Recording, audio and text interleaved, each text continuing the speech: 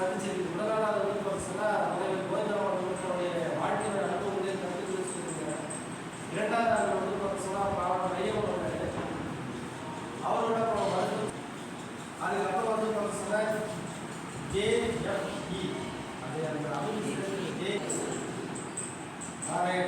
JFM அவர் வந்து பார்த்தீங்கன்னா என்ன சொன்னாங்கன்னா ஒரு ஆள் வச்சு ஒரு ப்ராடக்ட் பண்ணுறோம். ரெண்டாவது மக்களோட தொடர்புகளை நிலையாக இருக்கும்.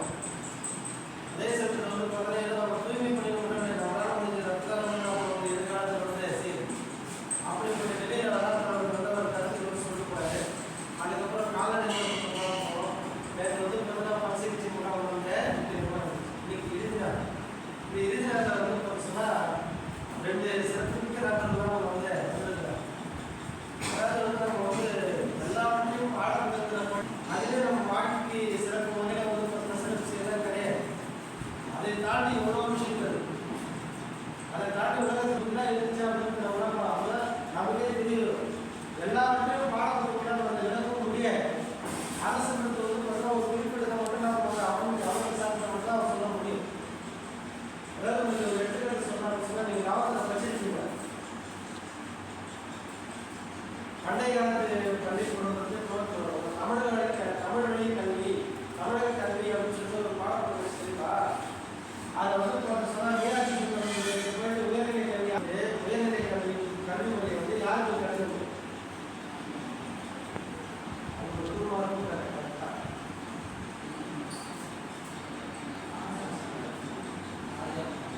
பூமியை சாமிநாதன் அப்படின்னு சொன்னாங்க. அதெல்லாம் தெரியுமா? சென்னை பள்ளிக்கூடம் சொல்றாங்க. திருவாரூரை மடத்தில் வந்து பார்த்தோம்னா ரொம்ப அதுதான் அப்படியே கல்வி முறைன்றது வந்து அப்போ அவர் ஒரு தேடி கேட்பார். எல்லா பாடலையும் உட்காந்துட்டு அழிந்து போகக்கூடிய அழியக்கூடிய நிலையில் இருக்கக்கூடிய இந்த தமிழை மேலும் வளர்த்திருப்பதற்கு யார் வருவாங்க எல்லோருக்கும் முன்னாடி வந்து பார்த்தா கையை உயர்த்துறாரு. அவர் கையை உயர்த்தினுடைய விலை வந்து சொன்னால் அழிந்து போகக்கூடிய நூல்களை தேடி கண்டுபிடிச்சு என்ன பண்ணுற அழகாக வந்து அச்சித்து புத்தகங்களாக வந்து கொடுத்தாரு. இன்னைக்கு பல நூல்கள் என்ன பண்ண அவரோட வந்து மீட்டெடுக்க முடிச்சு. அந்த மாதிரி நிறைய வரலாறுகள் வந்து தெரியாத வந்து போயிடும். அப்போ இது மாதிரி கூட்டம் அவர் சொல்லக்கூடிய உரைகளை நம்ம கேட்கும் பார்த்தா உலகத்தில் இப்படியும் பல நிகழ்வுகள் நடத்துறதுங்கிறது உணர்ந்தார். அப்போ தான் நம்ம தெரிஞ்சு கொள்ளவே முடியும். டெய்லியும் வருமா அழகாக முதல்ல சாப்பாடு போகிறோம் அழகாக திரிட்டு பதில் விளையாட்டு ஏதோ ஒரு தொடர்புக்கு மவுண்ட் வச்சுட்டு பார்த்துட்டு எந்த ஒரு பிரச்சனையும் கிடையாது. உடல் உழைப்பும் இருக்கணும். அறிவு செலுத்துகிற நிகழ்வுகள் நாம் வந்து நடக்கணுன்றது தான் அந்த NSS உடைய உதாரணம். இதில் வந்து 2 பேர் என்ன பண்ணுறாங்க உடம்பு சரி கொடுத்து போயிட்டாங்க. அதில் வந்து பார்த்தா தெரிஞ்சு வெளியே போயிட்டா நீங்கள் நம்ம என்ன பண்ணுறோம் ஒரு மணிக்கு போகிறோம். சரி இப்படிப்பட்ட நிகழ்ச்சியில் வந்து பர்சனாக உங்களுக்கு வந்து பார்த்தா நல்ல ஒரு சிறப்புரை ஆட்சி அவர்களுடைய சமூக செயல்பாட்டு முருகன் அன்பு அவர்களையும்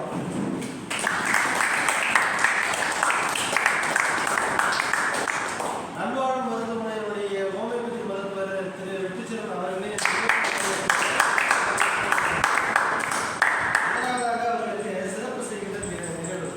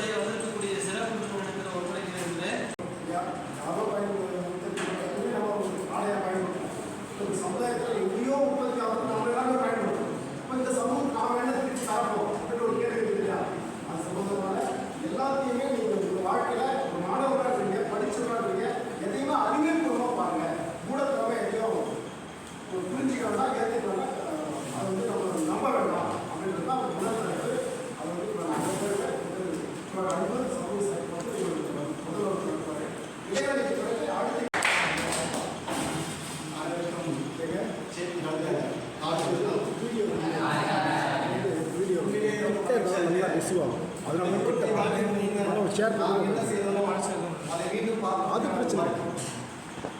25 ஆண்டுக்கு முன்னாடி இன்று அதே மாணவர்கள் நாம் ஒரு பேச்சாளராக கலந்து கொண்டு உரையாடுவது மற்றற்ற மகிழ்ச்சி. அதில் என்னன்னா பல்வேறு உங்களுக்கு ரொம்ப போர் அடிக்கிறாங்களா, நீங்கள் ஜாலியாக இருக்கலாம், ஸ்கூல் போன நாட்கள் கிடையாது ஏதா இடையில ஜாலியாக கேட்குற தான் இருக்கும். ஒரு அரை மணி நேரம் 1 மணி நேரம் உங்களுக்கு நான் சொல்லணும்.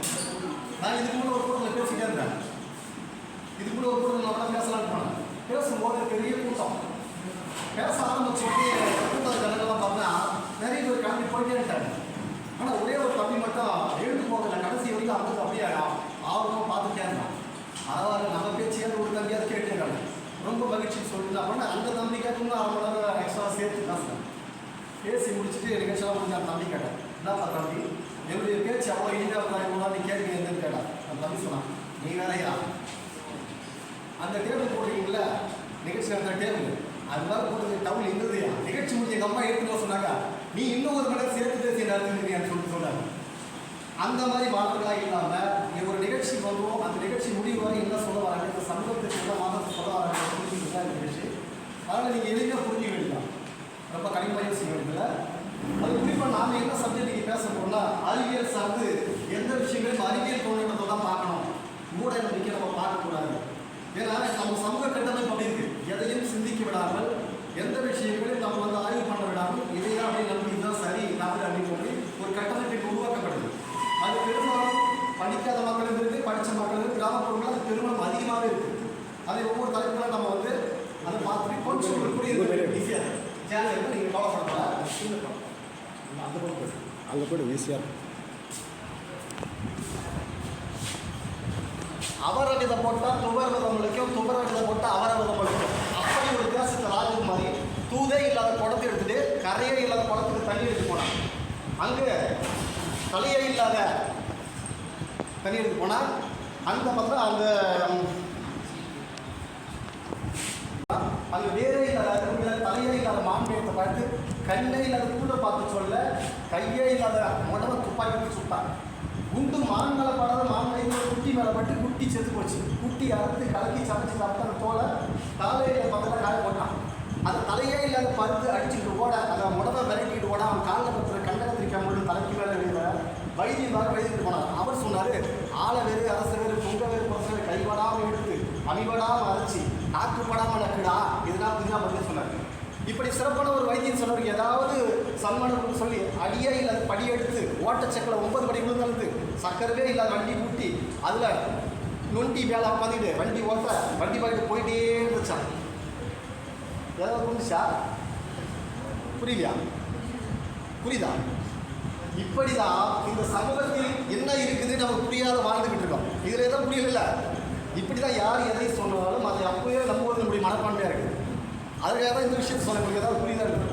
அப்போ நம்ம முதல்ல தொடங்கும் போது ஆரம்ப சைடு நம்ம பார்க்க வேண்டிய விஷயம்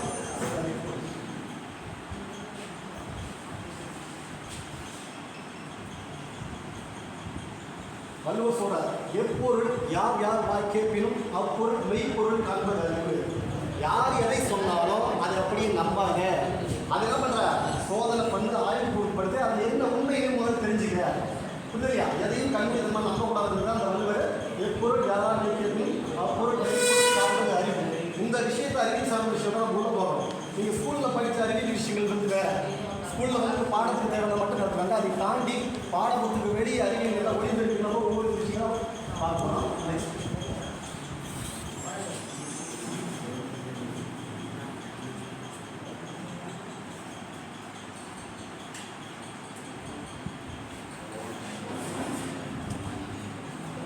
அதாவது அரசியல் அமைப்பு சட்டம் பிரிவு B51 என்ன சொல்லுன்னா, ஒவ்வொரு மனிதனும் பிறந்த ஒவ்வொரு மனிதனும் அறிவியல் மனப்பான்மை வளர்க்கப்படுவது.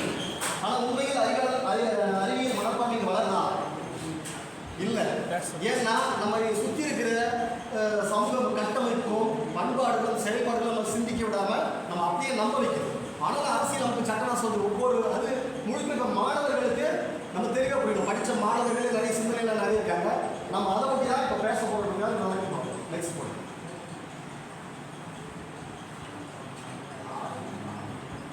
இப்போ அறிவியலை பொறுத்த வரைக்கும் தெரியும். அறிவியல் என்பது என்ன? அறிவை கொண்டு ஆராய்ச்சி செய்ய சொல்ல அறிவு. ஆனால் எந்த ஒரு விஷயத்தையும் அறிவை ஆராய்ச்சி பண்ணக்கூடாது. ஆராய்ச்சி பண்ணால் பாவம். யார் சொல்றது? மத நம்பிக்கையாளர் சொல்கிறாங்க. நம்ம இந்தியாவை பொறுத்தவரை பல்வேறு மதங்கள் இருக்குது, உலகங்கள் எவ்வளோ நாடுகள் இருக்குது. ஆனால் எல்லா மதங்களும் அந்த மத கருத்துக்களை விட்டு நீங்கள் சிந்திக்கவே கூடாது, அப்படியே நம்பணும் அப்படின்னு சொல்லிக்கிறேன். ஆனால் அறிவியல் என்ன சொல்லுது? எதையும் ஆய்வுப்படுத்து. அப்போ இரண்டுக்கு முரண்பாடுகள் தொடர்ந்து காலகாலமாக சண்டை நடந்துட்டு இருக்கு. ஆனால் அறிவியலோட போட்டி போட்டு இந்த மதங்களாலும் ஆன்மீகங்களும் வென்றதாக வரலாறே கிடையாது. எல்லா இடத்துலையும் என்ன இருக்கு? அறிவியல் மட்டும் தான் இருக்கு. அறிவியல் மட்டும் தான் இருக்கு. ஆன்மீகம் வென்றதில்லை. அந்த அடிப்படையில் தான் நீங்கள் அறிவியல் இன்னுவரை போராடி.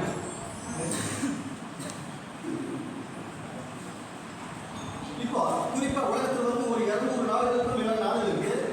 அதில் குறிப்பாக நம்ம இந்திய நாடு தான் பெரும்பான்மையான மூட நம்பிக்கைகள் நினைவு. மூட நம்பிக்கைனா என்னன்னா, ஒரு விஷயத்தை பற்றி எந்த ஆய்வும் அறிக்கையும் இல்லாமல் அப்படின்னு நம்புவது. இப்போ குறிப்பாக வீட்டில் சொல்ல போகணும் வச்சுக்கோ, சின்ன சின்ன நம்பிக்கை. வீட்டில் கல்லூரி தாப்பல் கொடுப்பாங்க. தாப்பல் ஆட்டவே கூடாது, ஆட்டினே கூடாது. தாப்பல் ஆட்டவே கூடாதா? நைட்டில் தொடர்பு இருக்கக்கூடாதா? என்ன சொல்லுங்க? நைட்டு தொடர்பு இருக்கக்கூடாதா? இதுமாரி சின்ன சின்ன விஷயங்கள் வந்து எதற்கு சொல்கிறாங்கன்னு தெரியாது. ஏன்னா தாப்பல் ஆட்டா தாப்பல் லூஸ் ஆகிடும், திருடு வருவதற்கான வாய்ப்புகள் இருக்குது. அதனால் அந்த அடிப்படையில் சொன்ன விஷயம் நம்ம எப்படி சொல்லிக்கலாம்? தாப்பல் ஆடக்கூடாது, தொடர்பு இருக்கக்கூடாது, மம்தியை கவுத்து போடக்கூடாது, கடப்பார கீழே படுத்து வைக்கக்கூடாது, ஆமாம் மாசுகளில் காலத்துக்கு நிற்காது, ஒத்த காலம் நிற்காதா, இப்படி பல்வேறு விதமான சின்ன சின்ன நம்பிக்கைகள் உட்பட இந்தியாவில் பெரிய அளவிலான மூட நம்பிக்கைகள் பெரிய அளவில் பரவிவிடுது.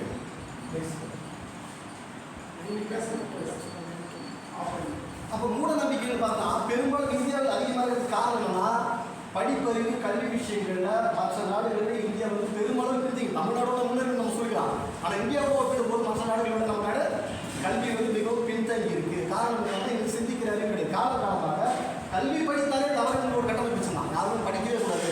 அப்போ இருக்கிற விஷயங்கள் மத நம்பிக்கைகள் அப்படியே நம்ப வேண்டிய சூழ்நிலை தவிர யாரும் சரியாக பண்ணல, படிக்க முடியல. இன்னைக்கு ஒரு குறிப்பிட்ட தலைமை இந்த 200 ஆண்டுகளாக உங்களுக்கு வெள்ளக்காரங்களுக்கு அப்புறம் படிப்பறிவு பெரும்பாலும் படிக்க சொல்லி தான் படிக்கணும்.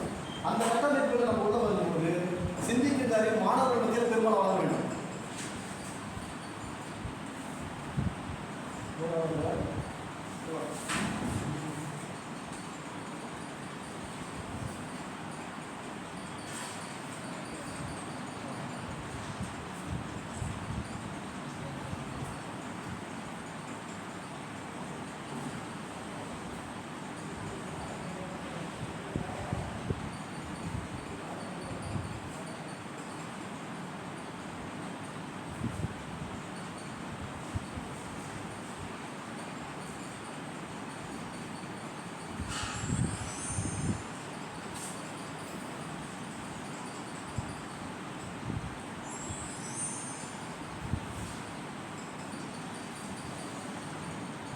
பிரபஞ்சமும் மூட நம்பிக்கைகள். பொதுவாக பிரபஞ்சம் என்ன? பிரபஞ்சம் என்பது இந்த உலகத்தை தான் பிரபஞ்சம் சொல்கிறோம். பொதுவாக இந்த உலகத்தில் மக்கள் எப்படி நம்புறாங்க? கிராம மக்கள் உட்பட உலகம் என்பது எவ்வளோ ஒரு இந்தியா லெவலில் தான் இருக்கும். இப்படி இந்தியா லெவலில் தான் இருக்கும். இது மட்டும்தான் இந்த ப்ராசஸ் மட்டும். அதாவது எப்படி சொல்கிறா, ஒரு சூரியனை சுற்றி இங்கே இருக்கிற 9 கோள்கள், இதை ஒட்டுமொத்த பிரபஞ்சம், இதை உலகமே, இது தாண்டி எதுவுமே இல்லை. இப்படி தானே கிராம மக்கள் மத்தியில் நம்பிக்கை எப்படி இருக்கு? இவ்வளோதான், இதுதான் மனிதன் வாழ்க்கை, வேறு எந்த ஒரு கான்செப்டும் கிடையாது, ஒரு கற்பனையாக வாழ்ந்துக்கிறாங்க. இந்த அடிப்படையில் தான் மூட நம்பிக்கைகள் மற்ற எல்லா விஷயமும் இந்த பிரபஞ்சத்தை ஒட்டியது. ஆனால் உண்மையில் பிரபஞ்சம் இப்படி இருக்கா? ஒரு கடலில் போய் பார்த்தீங்கன்னா உலக லெவலில் கடல் மண் தூள் எவ்வளோ இருக்குது? கடல் மண்களை விட சூரிய மண்டலம் சொல்கிறோம் இல்லையா, சூரியன் கடல் மண் எவ்வளோ இருக்குது? அதை விட அதிகமான நட்சத்திர கூட்டங்கள் சூரியன் இருக்குது. நட்சத்திர கூட்டம் வந்து சூரியன் தான் நம்ம நட்சத்திர கூட்டம் சொல்கிறோம். ஆனால் இரவில் பார்க்கும்போது ஒரு சில நட்சத்திர கூட்டங்கள் தான் இப்போதைக்கு தெரிஞ்சு வச்சுங்க. அதை தொலைநோக்கின் மூலமாக தான் இந்த விண்வெளி எவ்வளோ பெரியது, கோடிக்கணக்கான கேலக்சியே கோடிக்கணக்கான, ஒரு கேலக்சியில் கோடிக்கணக்கான விண்வெளி இருக்குது, சூரிய நட்சத்திரம் இருக்குது. அந்த மண்டலங்களில் பல்வேறு கோடிக்கணக்கான சூரியன் இருக்குது. அதில் ஒரு சூரியன் நம்ம அறிவு இருக்குது. அந்த சூரியனை சுற்றி இருக்கிற கோள்களில் ஒரு கோள் பூமி இருக்குது. அந்த ஒரு கோளில் மனிதன் நம்ம வாழ்த்து அங்கே தான் நம்ம அங்கே மட்டும் தான் தண்ணி இருக்குது, காற்று இருக்குங்களா. இது உண்மை. இந்த பிரபஞ்சத்தை பற்றி முழுமையாக நம்ம படிக்கலாம் இருக்கணும். பிரபஞ்சம் சார்ந்த விஷயங்களை முழுமையாக எடுக்கணும். எத்தனை கேலக்சி இருக்குது, எவ்வளோ ஆய்வுகள் கண்டுபிடிக்கிறான், அறிவியல் வளர்ச்சியெல்லாம் பண்ணிட்டு நாசா எவ்வளோ பண்ணிருக்காங்க, ஏன் இத்தனை தொழில் வச்சுருக்காங்க. ஆனால் நமக்கு கருத்தில் எப்படி சொல்லியிருக்காங்க மக்கள் மத்தியில் இருப்பாங்கன்னா, ஒரு சின்ன விஷயங்கள் கூட இதெல்லாம் பற்றி பேச முடியாது. அவங்க ஒரு கற்பனையாக நமக்கு புதிய இருக்கிற விஷயம் தான் நம்ம நம்பிக்கை. மனிதனின் வளர்ச்சி என்பதற்கு மத நம்பிக்கை. முதல்ல மத நம்பிக்கைகள் பார்க்கும்போது கர்நாடகாவில் ஒரு திருவிழா நடக்குது. மடஸ்தானம் பேர். மடஸ்தானம் என்னன்னா, உயர் சாதின்னு சொல்கிறாங்க இல்லையா, பார்க்கணும்னு சொல்லுவாங்க, பிராமணன் கேள்விப்படுவீங்க, ஐயர்னு சொல்கிறாங்க கிராமங்கள். அவர்கள் அங்கே ஒரு சுப்பிரமணிய கோயில் ஒரு ஃபேமஸான கோயில், அந்த கோயிலில் அவர்கள் சாப்பிட்ட எச்சையில் இருக்கு இல்லையா, பிராமண விவசாயம் சொல்கிறாங்க சாப்பிட்ட எச்சையில் நேற்று மீதி இருக்கிற மக்கள்லாம் படுத்து உருள்றது, இலையில் படுத்து உருண்டா சாப்பிட்ட எச்சையில் உள்ள என்ன ஆகும், நோய் வரும். ஆனால் என்ன சொல்லிக்கிறான், எச்சையில் உருண்டிங்கன்னா உங்களுக்கு இருக்கிற நோய் எல்லாம் போயிடும், சரியாயிடும் அப்படின்னு ஒரு கற்பனையாக சொல்லி இதுக்கு பேர் தான் மூட நம்பிக்கைன்னு சொல்கிற முக்கியமான மத நம்பிக்கைகளில் இது மாதிரி ஆரம்பிக்குது. இங்கே மட்டும் இல்லை, தொடர்ந்து பல்வேறு மூட நம்பிக்கைகள் இருக்குது. மூட நம்பிக்கை என்பது நீங்கள் பார்த்துக்கலாம், கிராமங்களில் ஒரு திருவிழா நடக்குது, ஒரு விஷயம் நடக்குது, அங்கே டக்குனு நிறைய விஷயங்கள் பண்ணிட்டு இருப்பாங்க. என்ன பண்ணுறாங்க பார்த்தீங்கன்னா, அவங்க நிகழ்வு நடந்தால் போதும் உடனே அங்கே தேங்காய் உடைப்பாங்க. தேங்காய் கையில் உடைச்சிக்கலாம், வசதி போனவங்க தலையில் உடைக்கிறது பார்த்துட்டீங்களா, தேங்காய் தலையில் உடைக்கணும். தலையில் உடைக்கிறது மண்டை ஓடு உடைஞ்சிருன்றது எவ்வளோ பேருக்கு தெரியும். தேங்காய் வந்து தலையில் உடைக்கிறான், ஆனால் மண்டை ஓடு ஏன் உடைக்கலாம். அப்போது தேங்காய் ஓடை விட மண்டை ஓடனுடைய ரஃப் வந்து அதிகம். ஒரு சிலருக்கு வந்து உடஞ்சி ரத்தம் வரும்போது கடவுளுக்கு குப்பம் பண்ணிக்காது, அதனால் ரத்தம் வந்துச்சுன்னு சொல்லிட்டு தப்பிக்க கூட்டம் பண்ணுறேன்.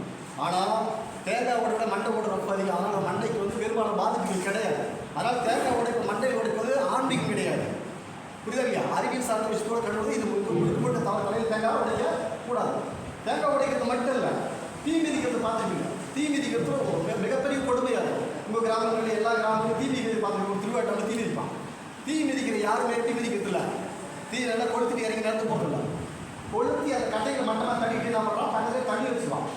அப்படியே கூட்டத்தில் கூட தரதான் ஓடி ஒரு காலை வச்சு நீங்கள் பண்ணியிருப்பீங்க, நானும் பண்ணியிருப்பேன். கூட்டத்தில் ஓடி காலை வச்சுட்டு அடுத்த காலத்தில் தண்ணியில் போய் நின்றுட்டு இது கடவுள் பக்தின்ற ஒரு நம்பிக்கை இருக்குது. ஆனால் உண்மையில் என்ன நடக்குது, கை காலில் வந்து கரோட்டின் ஒரு பாதுகாப்பாக சதவீதம் இருக்குது, கையிலும் சரி காலில் சரி. இது ஓரளவுக்கு வெப்பத்தை வந்து தாங்கும். இப்போ வீட்டில் சமையல் பண்ணும்போது வெறும் வந்து எரிஞ்சிட்டு இருக்கணும்னு வச்சுக்க, நெருப்பு கட்டி வெளியே வந்தால் கையில் எடுத்து போடுறோமா இல்லையா, அம்மா கூட எடுத்து போடுறாங்க. ஆனால் மேலே உடம்புடி கொதிக்குது இல்லையா, எரிய தட்டு, ஆனால் யாரும் கையில் இருக்க மாட்டாங்க, துணி வச்சு தருவாங்க. ஏன்னா மரக்கறியை விட வெப்பத்தை அதிகமாக கடத்துறது உலோகங்கள். அப்போ அதுக்கு ஈ தட்டுனா அப்போ வெப்பம் அதிகம், அப்போ கையில் எடுக்காமல் துணியை வச்சு எடுக்கிறாங்க.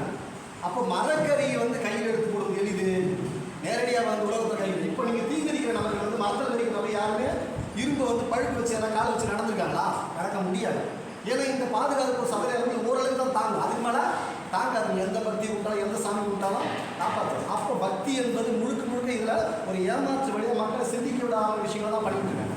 இதுவும் தவறான விஷயம். நெருப்பு மிருகுது. இப்போ சமீபத்தில் கடந்த வாரத்துக்கு முன்னே ஒரு கோயில் திருவிழாவில் வந்து மனைவியை கையோடு தூக்கிக்கிட்டு நெருப்பில் இருந்தால் ஒரு கராதினார் கடவுளை வணங்கினார். ஆனால் தூக்கிக்கிட்டு போகிறாரு, அடுத்த தங்கிலே நம்ம ஸ்லீப் ஆகி விழுந்து தீரை ஃபுல்லாகவே கருதுறாங்க. இது எவ்வளோ கொடுமை. ஏன்னா இது மூட நம்பிக்கை, கடவுள் நம்பிக்கை இருக்கலாம், அதுதான் அவங்க மனசு சார்ந்து நிம்மதி சார்ந்து வச்சுங்க. அதை வந்து அறிவியல் சார்ந்து எந்த கடவுள் தெரியுமா அதை முழுமையாக இதை நம்பக்கூடாது. அடுத்து நீங்கள் பார்த்தீங்கன்னா அழகை கொடுத்துருப்பாங்க, இங்கே அழகு கொடுத்துருப்பாங்கல்ல, அழகு கொடுத்துருவாங்க, எழுச்சி கொடுப்பாங்க, இது ஒரு பல்வேறு இருக்குது. அதுக்கப்புறம் முதுகில் வந்து தேர் மாதிரி மாட்டி இழுத்துட்டே போவான். பறவை கடவுள் தொங்கிட்டு வருவான், முதுகு கொக்கி போட்டு தொங்கிட்டு வருவான். இதெல்லாம் எப்படி பண்ண முடியுது, கடவுள் நம்பிக்கையால் தான் பண்ண முடியுமானா அப்படிலாம் கிடையாது. கடவுள் நம்பிக்கையால் பண்ணல, மனித உடல் எப்படி இயங்குதுன்னு நம்ம ஒரு அறிவியலை ஓரளவுக்கு புரிஞ்சுக்கிட்டோம்னா கடவுள் நம்பிக்கை என்பது இதில் முழுக்க பொய் என்பது தெரிஞ்சுக்கணும். அப்போ எப்படி இயங்குது, இப்போ முதுகு வந்து நீங்கள் கேள்விப்பட்டிருக்கீங்க, ஒரு டன் வெயிட் உள்ள வண்டி இல்லை 10 டன் வெயிட் உள்ள வண்டியை கூட முதுகில் வந்து மாட்டி இழுத்து போன சயின்ஸுகளை நிறைய சாதிக்கிறாங்கல்ல, அந்த நிகழ்ச்சிகளை பார்த்து இழுத்து போகிறாங்க. ஆனால் அவர்களே ஒரு சுருக்கு கயிறு போட்டு கைத்தில் தொங்கிட்டு வர முடியுமா, என்ன ஆகும், கைத்தில் மாட்டோம், செத்துரும். அப்போது இங்கே இருக்கிற நரம்புகள் அந்தளவுக்கு வலுவு கிடையாது, தாங்காது. ஆனால் முதுகு வந்து ரஃபாக 10 டன் வெயிட் இழுக்க முடியும். அந்த அடிப்படையில் தான் அவங்க இழுத்து வராங்க. அழகு குத்துவதும் அதே மாதிரி தான்.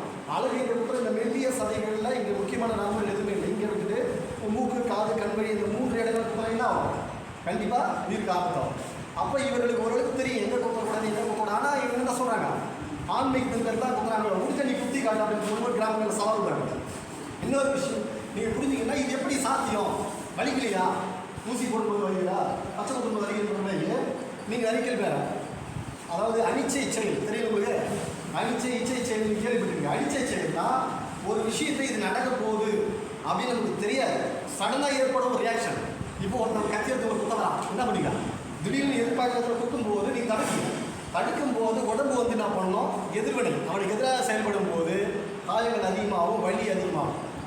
இது வந்து அனிச்சை செயல் வருது. நீங்கள் அதாவது நீங்கள் எதிர்பார்த்தா நடக்கும்போது திடீர்னு ஒரு முள்ளு குத்துருச்சு, திடீர்னு நம்ம வழியில் போய் துடிக்கிறோம். ஆனால் அதே நாம் வீட்டில் டாக்டர் ஊசி போடும்போதோ பச்சை குத்தும் போதோ எலுமிச்சு உடம்புல குத்துறாங்க இல்லையா, அப்போ நம்ம வந்து சைலண்டாக ஏன் சைலண்டாகிறோம், ஏன்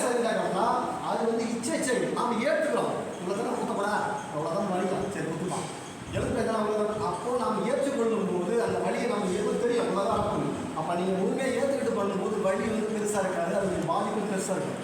அப்போது அனிச்சை செயலுக்கும் இச்சை செயலுக்குள்ள வேறுபாடு இதுதான். இந்த அடிப்படையில் தான் நம்ம கோயில் திருவிழாக்களில் பண்ணுற சடங்குகள் எல்லாமே வந்து மக்கள் சூழத்தில் ஊற்றிக்கிறது, வேப்பலையை வந்து ஆரம்பி எல்லாமே என்ன பண்ணுறாங்க, இந்த மாதிரி செயல்களில் வந்து அவங்க முழுமையை ஏற்றுக்கிறதால தான் நடக்குது. இதெல்லாம் மீறி அவங்க சடனாக பண்ணும்போது நீங்கள் கிராமங்களில் சாட்டை அடிப்பான் பார்த்துருவீங்க, பயந்து ஓடுவான், திடீர்னு அடிக்கிறாங்க. அப்போ ஏற்றுக்கொள்வது உடம்பு அதை சைலண்டாக இருக்குது, எந்த ப்ராப்ளமும் கிடையாது. அதை எதிர்க்கும் போது தான் அது பிரச்சனையை கவனிக்கும்.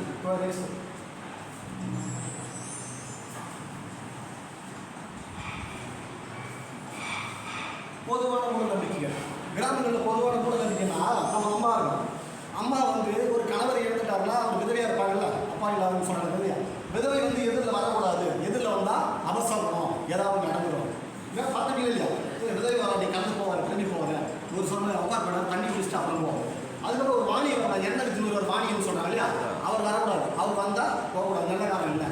அப்புறம் வேறு யாராச்சும் இந்த வச்சு ஏன் திடீர்னு ரோட்டில் போகக்கூடாது, பூனை குறுக்கே வந்தால் போகக்கூடாது, பாம்பு வந்து இந்த பக்கம் போயிடுச்சு வரக்கூடாது. இப்படி பல்வேறு மூட நம்பிக்கைகள் வந்து கிராமங்களில் உதவிக்கிட்டு. ஆனால் ஒவ்வொன்றுக்கு பின்னாடி இருக்கிற விஷயங்கள் நீங்கள் போய் ஆய்வு பண்ணீங்கன்னா அது ஒன்றுமே இருக்காது, அந்த மாதிரி விஷயங்களாக இருக்கு. மக்களை மூட ஜோதிட நம்பிக்கை இதுதான் முக்கியமான பாயிண்ட். நம்ம அதாவது ஜோதிட நம்பிக்கைகள் என்ன மக்கள் முட்டாளாக ஜோதிடம் என்பது நீங்கள் பார்த்துருக்கீங்க. ஜோதிடம் பிறப்பின் அடிப்படையில் ஜாதகம் பாதிக்கும். இந்த நேரத்தில் நம்ம பண்ணால் பாருங்க என்ன நடக்குமா கெட்டது யோசிக்க நம்ம கிராமம் குடிக்குடிக்கார வருவான், கைதேவ ஜோஷி வருவான், பூமாடுகார வருவான், பல விதமான ஜோஷிகள் இருக்குது. அதில் வந்து என்ன சொல்கிறான், எந்த மனிதனையும் ஜோசிக்காரன் வந்து உங்கள் குடும்பம் நல்லா இருக்கிறது எந்த பிரச்சனை இல்லைன்னு சொல்லிக்கிறாங்க. யாரு நீங்கள் சொல்லிக்கிறா, ஆனால் என்ன சொல்கிறான், எல்லா குடும்பத்திலையும் பிரச்சனை இருக்குதுப்பா, என்ன பண்ணுறான் குடும்பத்தில் பிரச்சனை இருக்குது, இந்த சரி செய்யணும்னு என்ன பண்ணலாம், ஒரு 1000 ரூபாய் பிரச்சனை பண்ணுவோம், இல்லை வெத்தலை பார்க்க தேங்காய் கல்புரம் வாங்கி ஒரு கோழி கொடுத்தோன்னா எல்லாத்துக்கும் சரி பண்ணி கொடுத்தோம் அப்படின்னு என்ன பண்ணுறான். கிராமத்தோடு பொருளாதார ரீதியாக நம்ம மக்கள் மூளைச்செலவு பயன்படுத்துகிறான். என்ன பண்ணுறான், பயன்படுத்துகிறான். உடனே நம்ம மக்கள் பயந்து என்ன பண்ணுறாங்க, அவங்களுக்கு பணத்தையும் கொடுத்து அதனால் என்ன மாறினா மாறாது. ஏன்னா இவங்களுக்கு தெரியாது இதனால் என்ன நடக்குது அப்படின்னு மூட நம்பிக்கை வந்து ஜோதிடர்கள் சொல்கிற மாதிரி உண்மையான உண்மை கிடையாது. இப்போ நம்ம கிராமங்களில் போய் பார்த்தோம்னா ரோட்டில் மயில் இருக்குது, மயில்கள் வந்து அளவு பார்த்து வச்சுருக்கான். ஆனால் நம்மளால என்ன பண்ணுறாங்க, அதில் 4 பூ போட்டு வச்சுட்டு நம்ம அங்கே பூஜை பண்ணுறான். மயில்கள் இருக்குது, உடனே பேர் மாதிரி மயிலீஸ்வரர் இல்லை எல்லைஸ்வரர் ஒரு கடவுள் பேர் வச்சுட்டு அதை பூஜை பண்ண பண்ணிடுறான். மூளை இருக்கிற நாம மூளையே இல்லாத ஒரு கல்லுக்கிட்டு போய் என்ன பண்ணுறான், தலையில் கொட்டிக்கிறான். கல்லுக்கு போய் தெரியுமா, அப்போ சிவவாய்க்கு சித்தத்தை ஒரு அப்பயே பாடுறாரு, நட்டகளை சுற்றி வந்து 4 புஷ்பம் சாத்தியே முணுமுணுக்க மந்திரம் ஏதலா நட்டகள் பேசுமா நாதம் ஒன்று இருக்கணி சுட்ட சட்டி கருவுடைய அறியுமோ, அதாவது சட்டிக்கு கறி வாசனை புரியுமா, கல்லுக்கு ஒன்று அருமை புரியுமானா கடவுள் என்பது பொய் நம்பிக்கிறான்னு சொல்லி 2000 ஆண்டுக்குள்ள சிவவாக்கிய சித்தப்பாங்க.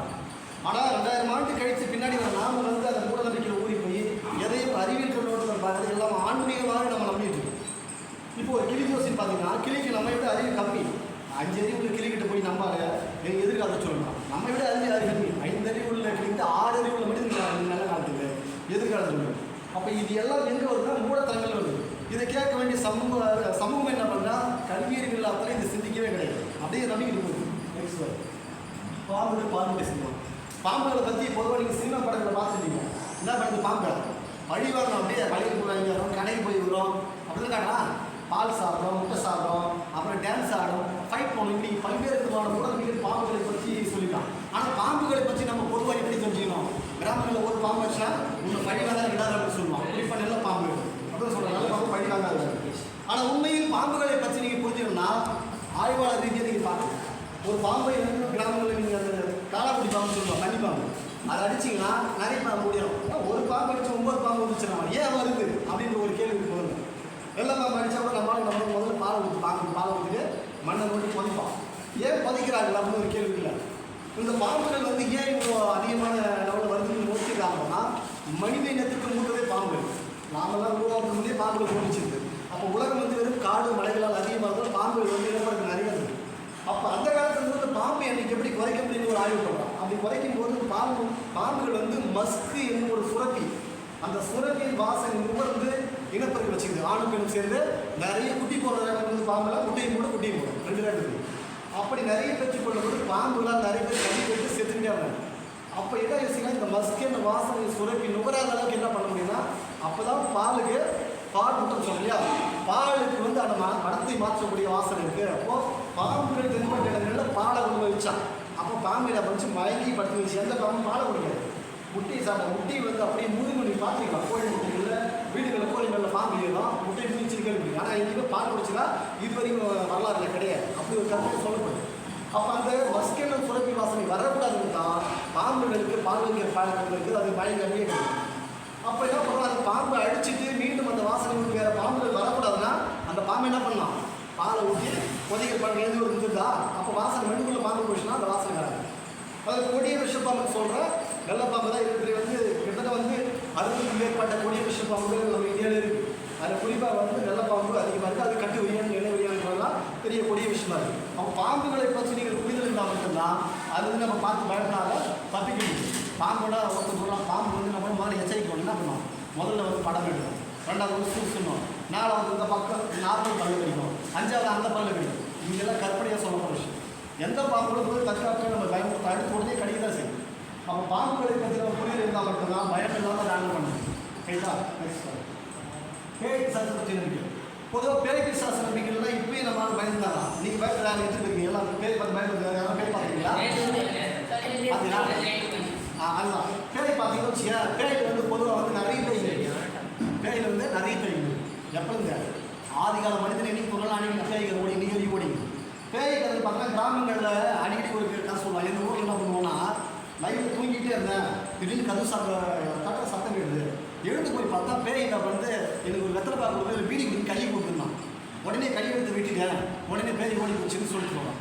இதே கதையை பக்கத்து ஒரு கிராமத்துலேயும் சொல்கிறான். இதே கதை 100 கிராமம் தாண்டி போனான்னு சொல்கிறான். அப்போ இது செவி வழியாக மக்கள் வந்து பரப்பப்பட்டது, பேய் இப்படி இருக்கும் அப்படி இருக்கும் பரப்பப்பட்டது. ஆனால் பேய் என்பது என்ன, மருத்துவம் என்ன சொல்கிறது அதை பற்றி பார்க்கல. மருத்துவர் பேய் என்பது மூளையில் ஏற்படுகின்ற மாற்றங்கள். அது பேயும் சரி கடவுளும் சரி ரெண்டு ஒரே கான்செப்ட் தான். இது ரெண்டுமே மூளையில் ஏற்படுற மாற்றம் எப்படி ஏற்படுது. பெர்சிங்கில் ஒரு அறிஞர் தான் முதல்ல ஒரு ஆய்வு பண்ணுறாரு. பெர்சிங்கில் அறிஞர்னா ஒரு ஹெல்மெட் அனுப்பிக்கிறார். பெர்சிங் ஒரு ஹெல்மெட், அந்த ஹெல்மெட்டை தலையில் பொருத்தினா பண்ணுறது அந்த ஆய்வு பண்ணுறாரு. அந்த ஆய்வுகள் என்ன சொல்கிறாங்கன்னா, டெம்பர் லோப் அப்படின்னு ஒரு நரம்பு மூளையில் டெம்பர் லோப் பண்ணுற நரம்பு வந்து பாதிக்கப்படும் போது இதுக்கு வந்து அவர்கள் பல்வேறு நம்பிக்கை இருக்கும். ஆல்ரெடி அவர் எந்த கடவுளை கொண்டிருப்பான், ஒருத்தர் கிறிஸ்துவாக இருப்பான், ஒருத்தர் இந்துவாக இருப்பான். அப்போ எந்த கடவுளை அவர்கள் நம்புகிறார்களோ அந்த கடவுளை வைத்து அவர்கள் பார்ப்பது போன்ற உணர்வுகள் வந்து அந்த நரம்பின் மூலமாக தெரியுதுன்னு சொல்லிட்டு ஆய்வுகள் கண்டுபிடிச்சோம். பெருசிகள் கண்டுபிடிச்சோம். பேய் மட்டும் இல்லை, கடவுள் நம்பிக்கை உள்ள சார்ந்தவர்களுக்கும் அவர் சார்ந்த நம்பிக்கை உள்ள கடவுளும் பேய் இரண்டுமே அங்கே தான் தோணுது. அப்போ அந்த நரம்புகள் பாதிக்கப்படும் போது இது போன்ற விசித்திரமான விஷயங்களை செய்கிறாங்க. அதேமாரி டெம்பர் லோப் இன்னொரு நரம்பு. இப்போ டெம்பர் வந்து டவர் ஐசி மாரி ஒரு மொபைலுக்கு டவர் இருந்தால் மட்டும்தான் வேலை செய்யும். டவர் எல்லாம் ஜெனுவின் தெரியுது. அப்போது நம்ம பார்க்கக்கூடிய செயல்கள் எல்லாமே அந்த பவர் லோப் பண்ணுற போது தான் பண்ணிக்கணும். அப்போ அந்த நரம்பு பாதிக்கப்படும் போது இது போன்ற விசித்திரமான விஷயங்கள் பேய் பிசாசு ஆடுகிற தன்மைகள் மண்டைக்குள்ளே வந்துட்டு இருக்கு. இப்போ கூட நீங்கள் பேய் பிசாசு ஆடுற மக்களுக்கு கிராமங்கள் என்ன பண்ணுறாங்க, உடனே வேப்பலை கடிப்பான், மஞ்சள் தெளிப்பான், எலுமிச்சி மயத்தை கொடுப்பான், கருப்பத்தை கொடுப்பான். இது எல்லாமே என்னன்னு பார்த்தோன்னா மருந்துகள். இன்றைக்கும் என்ன சொல்கிறான், அவனுக்கு பைத்தியம் முடிச்சு அவன் தலையில் எலுமிச்சி மருந்து நல்லா தேடா அப்படின்னு சொல்கிறாங்க. அப்போ எலுமிச்சி மருந்து ஆன்டிபயோட்டிக் வியாதி விரட்டக்கூடிய தன்மை கொண்டு எலுமிச்சி மரம் இருக்கட்டும், மஞ்சளாக இருக்கட்டும், வேப்பை, இது மூணுமே மருந்தாக பயன்படுத்ததான் பேய் பிடித்தவர்களுக்கும் சரி சாமி ஆடுகிற அளவுக்கு நீங்கள் கிராமங்களாக தான் கொடுத்துருக்கோம். உண்மைதான். அப்போ இதெல்லாம் மருந்து அறிவியல் ரீதியாக பண்ண விஷயம். சாமின்ற பேரில் இப்படி பாதிக்கப்பட்ட மக்கள் யாருன்னு பார்த்தோன்னா, பேயாக பிசாசாக பாதிக்கப்பட்டவர்கள் படித்து வேணா சாமி அடிக்கிறது பார்த்தீங்களா, எந்த ஊரில் படித்து வேணா சாமி அடிக்கணும்ப்பா, இல்லை பேய் அடிக்கணும்னா, அப்போ படிக்காத மக்கள் தான் இதில் பெரும்பாலும் அந்த நம்பிக்கை அவர்கள் அதிகமாக இருக்கும். பேய் உண்டு உண்டு பிசாசு உண்டு நம்புறாங்க இல்லையா, இவர்கள் தான் இது போன்ற நம்பிக்கைகள்லாம் வந்து சார்ந்து. ஒரு காலத்தில் இதுக்கு நிறைய போட்டி கூட வச்சாங்க. ஒரு கதை வந்து நீங்கள் அதிகமாக கேள்விப்பட்டிருக்கீங்க. ஒரு கதையில் பார்த்தோன்னா ஒரு 2-3 பேர் போட்டி, பேய் இருக்கா இல்லையா நீங்கள் கண்டுபிடிச்சிருவோம், யார் குறிச்சு நான் நம்பர்னு சொல்லிட்டு செக் பண்ணுறான். இப்பா வர போது இல்லைங்களா, அப்போ என்ன பண்ணுறான், பேய் இருக்கா இல்லைன்னா ஒரு 2 நண்பர்கள் சண்டை ஆகும்போது நான் ஒருத்தர் துணிச்சலாக சொல்கிறான் பேய் இல்லை, பேய் இல்லைன்னா அந்த சுடுகாட்டில் போய் நீ என்ன பண்ணுற ஒரு கடப்பாரை அடிச்சுட்டு வந்துருக்கு அப்படின்னு சொல்கிறான். சுடுகாட்டு போய் கடப்பாரை அடிக்க முடியுமான்னு சொல்லிட்டு நம்ம நைட்டு ஒரு 12 மணிக்கு போ என்ன பண்ணுறான், அவனும் துணிச்சு நம்ம சொல்லிட்டு பேய் இல்லை நான் முயற்சி பண்ணுன்னு சொல்லி என்ன பண்ணுறான், கடப்பாரை எடுத்து நைட்டில் போகிறான். சுடுகாட்டுக்கு போயிட்டு நான் பண்ணுறான், கடப்பாரையும் அடிச்சிட்டான். அடிச்சுட்டு எழுந்திருக்கா கொஞ்சம் டைட்டாக இதை போட்டு அழுத்துது அவனை. உடனே பேய் தான் நம்மளை அழுத்துது அப்படின்னு சொல்லிட்டு ரொம்ப வேகமாக எழுந்து துடிச்சு பிடிச்சி நான் பண்ணுறான். அங்கேருந்து வீடு வீட்டுக்கு வந்து சொல்லிட்டான். காலையில் போயிட்டு வந்து நண்பர்கிட்ட சொல்கிறான், நீங்கள் சொன்னது உண்மை தான், பேய் இருக்குது, நைட்டு தான் நான் பார்த்தேன், என்னை போட்டு அழுத்திடுச்சு. அதுக்கப்புறம் பார்த்தோம்னா சரி காலையில் என்ன நடந்ததுப்பா சுடுகாட்டு போய் பார்க்கலான்னு போனால் அவன் போனவன் அந்த பயத்தில் என்ன பண்ணுறான், கடப்பாரை அடிச்சா இல்லையா அவன் கட்டி லிங்கோடு சேர்த்து வச்சுட்டான். எழுந்து முடியல அவனை. அப்போ என்ன பண்ணுறா துடிச்சு பிடிச்சி வேகமாக நீங்கள் கிழிஞ்சு கூட்டு வந்துருக்கான். அப்போ தான் அவனுக்கு உண்மை புரியுது. பேய் என்பது வெறும் மன பிராந்தி மட்டும்தான். இப்போ கூட கிராமங்களில் நீங்கள் கேட்டுப்பீங்க, பேய் பிடிச்சிச்சு நல்லா தான் தூங்கினா மரத்துக்கு தூங்க. உங்களுக்கு தெரியும் ஆக்சிஜன் எப்படி எங்களுக்கு சொல்லுவோம், ஒரு சில மரத்துக்கு அடியில் படுக்கக்கூடாது, புளிய மரத்தில் படுக்காத, வேப்ப மரத்தில் படுக்க சொல்லுவாங்க இல்லையா? அதாவது ஈரப்பது உள்ள இடத்துல படுக்காத, மணல் மேலே படுக்காத. இதெல்லாம் பார்த்தா என்ன ஆகும்? ஈஸினா உள்ளே வந்து ரத்த ஓட்டம் ஓடுது இல்லையா? ரத்த ஓட்டத்தை உரியக்கூடிய தன்மை ஒரு சில நிமிடங்களில் மட்டும் ரத்தம் சுத்தமாக தடைப்பட்டுரும், உடம்புக்கு கால் வலிக்கும்.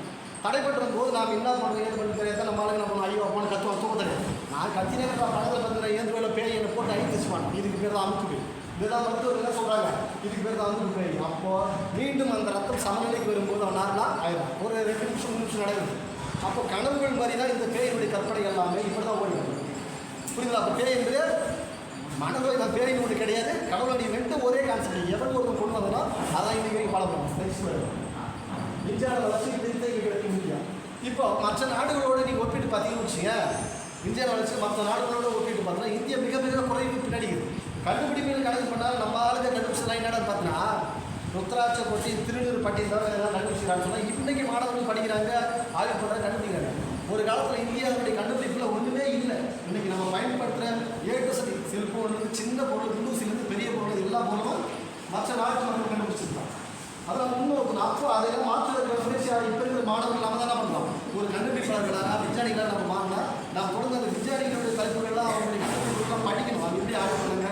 ஏன்னா அவங்க ஏன் அந்த மாதிரி கண்டுபிடிக்கிறாங்கன்னா வெளிநாட்டில் ஒரு பொருள் பார்க்குறாங்கன்னா என்ன பண்ணுவான், அந்த பொருளை இந்த மக்களுக்கு எப்படி பயன்படுத்தலாம்னு யோசிப்பான்.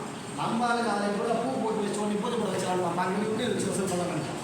பெரும்பாலும் அப்படி தான் நடந்துட்டு ஒவ்வொரு நாடுகளிலும் மூட நம்பிக்கைகள் வந்து இந்தியாவை விட குறைவாக தான் இருக்கும். ஏன்னா அங்கே இருக்கிற டீச்சிங் வேறு, இங்கே இருக்கிற டீச்சிங். நம்ம சின்ன வயசு வந்து பயமுறுத்தி இதை சொல்லி அதை சொல்லி பயமுறுத்திக்கலாம். அதில் வந்து சீனா நாட்டு மாணவர்களின் சிந்தனை அறிவு. இப்போ ஜப்பான் சீனா போன்ற நாடுகள் என்ன பண்ணுறாங்க, மாணவர்கள் ஏன் ஒரு டிஃபரெண்ட் ஆகலாம், அங்கே குடிசை தொழில் மாதிரி கண்டுபிடிப்பு எடுத்துகிட்டே இருக்கும். அங்கே ஒரு கொட்டாமரி போட்டு அவங்க ஒரு சர்க்கு கொடுத்தா அவன் ரெடி பண்ணுறாங்க, அந்த செல்ஃபோன் சர்க்கு பார்த்தா அவனுக்கு எல்லாமே தெரியும், நம்ம எதாவது தெரியுமா?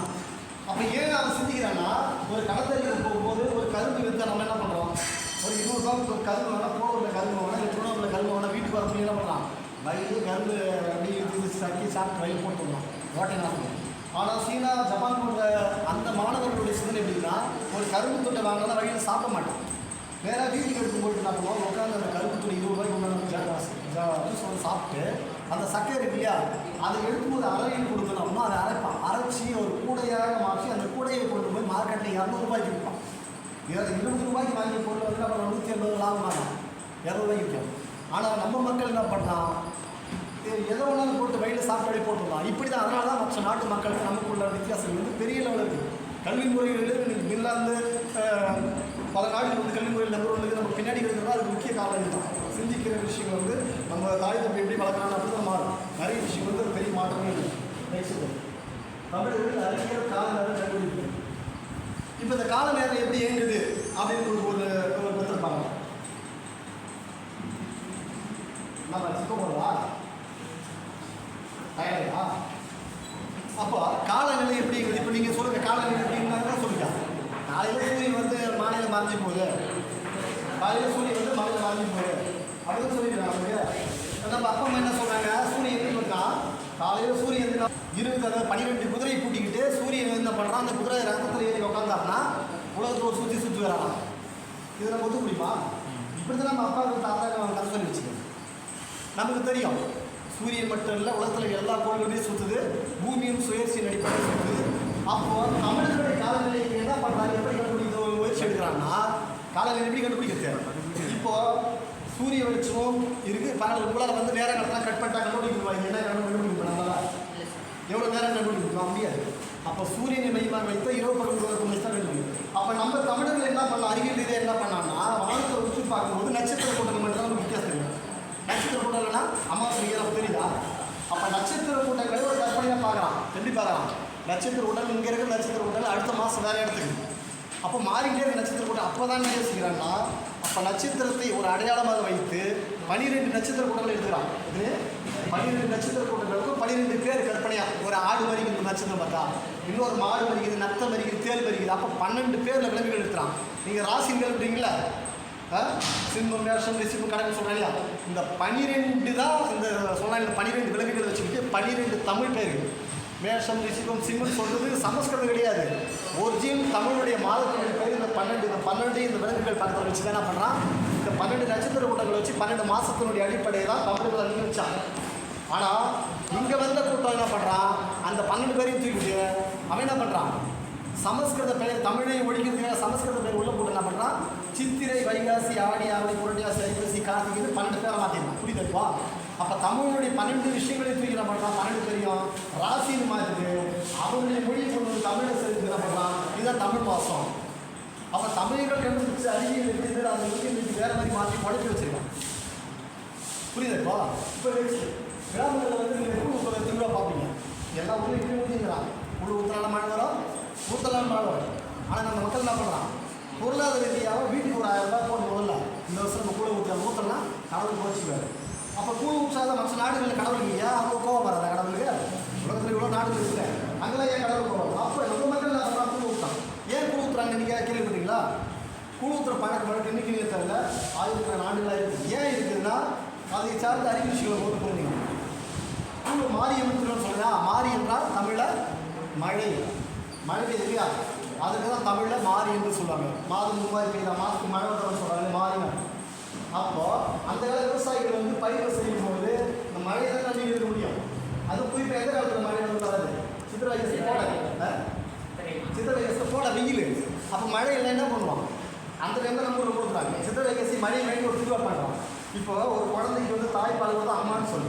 அப்போ இந்த பூமிக்கு வளத்தை கொடுத்து அந்த மனிதனை, அப்போ மழையே ஒரு அம்மனாக வாழ்த்து மாறிய மரத்தில் நல்லா வரும்.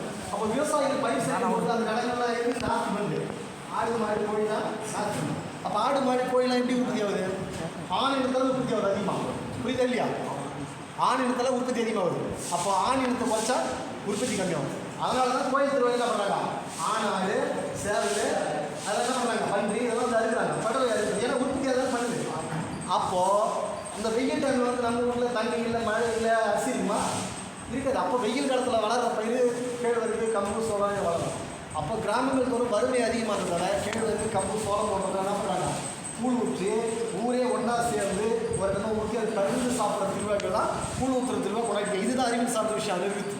மற்றபடி இப்போ அது மாதிரி இருக்குதா, இப்போ சாமியாக்கி ஊரில் வேப்பலையை கட்டினா நிறைய விற்கிறாங்க, ஏதோ பண்ணுறாங்க, அடிக்கிறாங்க, அரைக்கிறாங்க, பல்வேறு விஷயங்கள் அது பண்ணிக்கிட்டு இருக்கு. அப்போது ஒரு அறிவியல் சார்ந்த விஷயங்களை மூட நம்பிக்கையாக கடவுள் நம்பிக்கை இந்த மக்களை மடமாற்றி ஒரு சிந்திக்க விடாமல் பண்ணிக்கிட்டு இருக்காங்க. புரியுதுங்களா?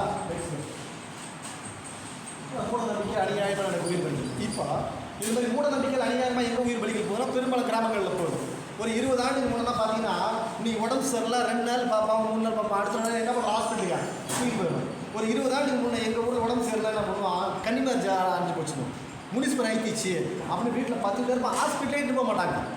ஒரு வாரம் 10 நாள் வரைக்கும் பார்ப்பாங்க, திருநூறு போட்டு பார்ப்பாங்க, அங்கே மந்திரவாதி பார்ப்பாங்க, வேப்பலை ஒன்று நான் கடைசியாக செத்தே போய்டும். அப்போது என்ன உடம்புல நடத்துகிறோம், உடம்பு எப்படி இயங்குது அப்படின்றது நம்ம உணவு சாப்பிட்டு தான் உடம்பு இயங்கணும். உள்ள ரத்தம் நரம்பு செய்யணும். அப்போ 4 நாள் பண்ணி எங்கள் உடம்பு செயல்படுமா, செயல்படாது. இது அடிப்படை அறிவு. ஆனால் இது எல்லாம் யோசிக்காத உடம்புல இயங்குறது எல்லா விஷயத்துக்கும் ஏதோ கடவுள் தான் காரணம், மந்திர சக்தி தான் காரணம், பேய் தான் காரணம் சொல்லிட்டு பல்வேறு உயிர்களை வந்து ஒவ்வொரு கிராமங்களும் இயங்குறதுக்கு ஒரு முக்கியமாக காரணம். இது குறிப்பாக வடநாடுலாம் போய் பார்த்தோன்னா பாம்பு கடிச்சுட்டு உடனே ஹாஸ்பிட்டல் போகலாம். பாம்பு கடிச்சு உடம்புக்குள்ள சாணி வரி மேலே அழுத்தி வச்சா மீண்டும் விஷம் போட்டு அப்படியே அழுத்தி வச்சு மூச்சையில் போட்டு செத்து. பல்வேறு உயிர் பலிகளுக்கு முக்கிய காரணமாக கோயில் திருவிழாக்கள் வீடு வச்சு போயிட்டு என்ன பண்ணுறான், கூட்டமாக கூட்டிகிட்டு போய் கோயிலுக்கு போனால் அங்கே ஒரு பேர் சாகும். அதுக்கப்புறம் என்ன பண்ணுறாங்க, விநாயகர் சந்திச்சு போட்டு அங்கே போயிட்டு விநாயகர் சிலையை தூக்கி போகிறன்னு சொல்லிட்டு விநாயகர் சந்திச்சு போய் தண்ணியில் போகும்போது அங்கே மூச்சு தண்ணி சாகும். அப்போது கடவுள் நம்பிக்கை பல ஆயிரக்கணக்கான உயிர்களை என்ன பண்ணுறான் விட்டு. கடவுள் நம்பிக்கை அவங்க சார்ந்த தனிப்பட்ட குடும்பம் வச்சுங்க, எனக்கு இல்லை உங்களுக்கு இல்லைன்னு. ஆனாலும் அது வந்து ஒரு மத சடங்காக்கி மக்களை உயிர் பலி போடுறாங்க குடும்ப உடலில். இந்த தீமிதிக்கிறீங்களா ரெகுலராக இப்பயும் அதான், எங்கே தீமிதி வச்சா அங்கே 4 பேர் இருந்தான், 10 பேர் இருந்தான். தேர் விட்டான்னா தேர் சாய்ச்சி 10 பேர் செத்தான். ஆனால் கடவுளை கூட பண்ணது எந்த கடவுளை காப்பாற்றல. அப்போ நமக்கு இருக்கிற அறிவு மக்கள் வந்து இதெல்லாம் பண்ணும்போது கடவுளை காப்பாற்றுறாங்க தெரிஞ்சவங்களுக்கு கரண்ட்டை தொட்டால் கடவுள் காப்பாற்ற தெரியுதா, கடவுள் காப்பாற்ற மாட்டேன். ஏன்னா அது பவர் இவங்களுக்கே தெரியும். எல்லாத்தையும் சொல்லலாம், கரண்ட் லைட் போட்டால் ஷாக் அடிச்சிருக்கோம். அப்போ இந்த மாதிரி மூடத்தனமான நம்பிக்கைகள் நம்ம என்ன பண்ணுறோம், விழிப்புணர்வாக இருக்கிறதுனா படிக்கிற மாணவர்கள் அறிவியல் சார்ந்த விஷயங்கள் உங்கள் கிராமங்களில் உங்கள் வீடுகள் என்ன பண்ண முதல்ல சொல்லணும். கற்கை டீச்சர் பின்னும் கற்கைன்னா படிப்பு வந்து ஒரு மனிதனுக்கு எவ்வளோ முக்கியமானது என்பது தான். அதாவது பிச்சை எடுக்கிற சூழல் வந்தாலும் கல்வியை மட்டும் விட்டுக்கூடாது. சமூகத்தில் இருக்கிறீங்க, நாளைக்கு இங்கே இருக்கிற நிறைய பேர் தான் பெரிய பெரிய அதிகாரிகளாகவும் இந்த நாட்டை ஆளக்கூடிய தன்மையுடையவர்கள் நீங்கள் வர போகிறீங்க. ஆனால் நீங்கள் என்ன அவங்க எனக்கு தெரியாது.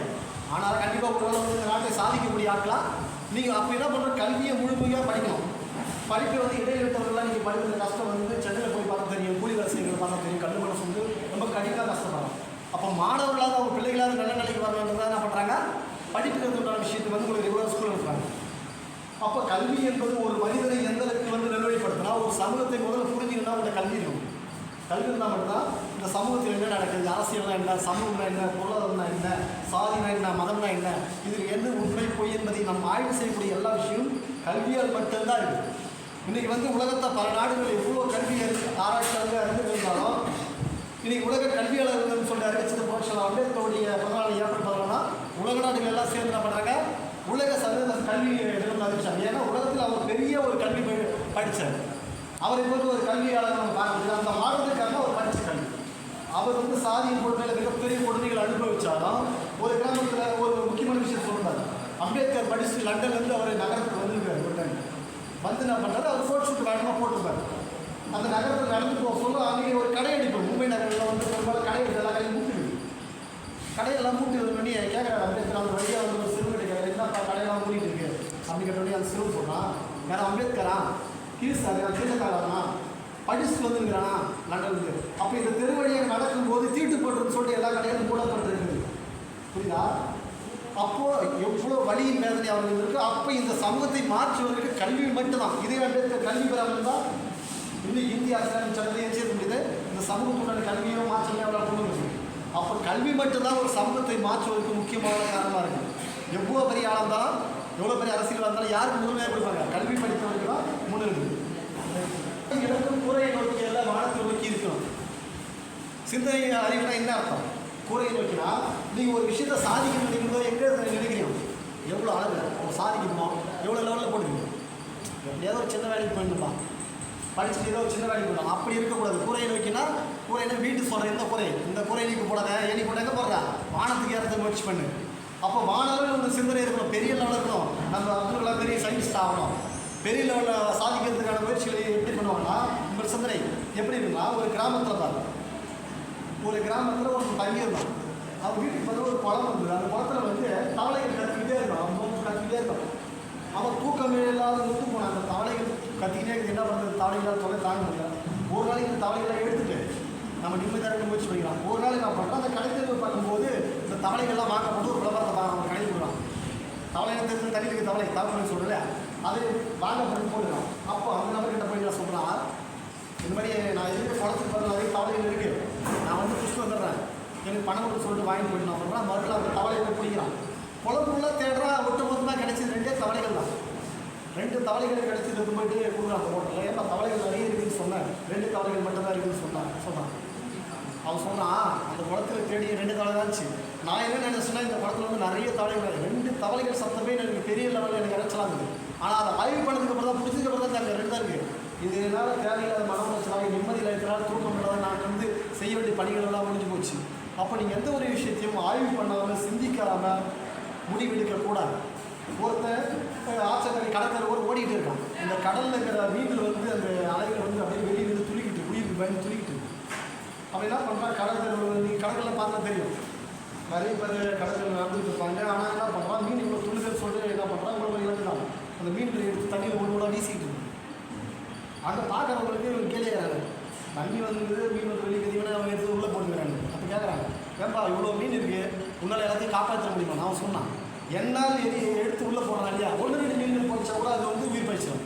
அப்போ என்னால் முடிந்த விஷயத்தை இங்கே மாற்றுவதற்கான நம்ம முயற்சி பண்ணிக்கிட்டு இருக்கோம் அப்படின்னு சொல்கிறோம். அப்போது நாம் வந்து பெரிய மாற்றத்தை பண்ண வேண்டியது என்னென்னா, பெரிய லெவலில் பண்ண முடியாது.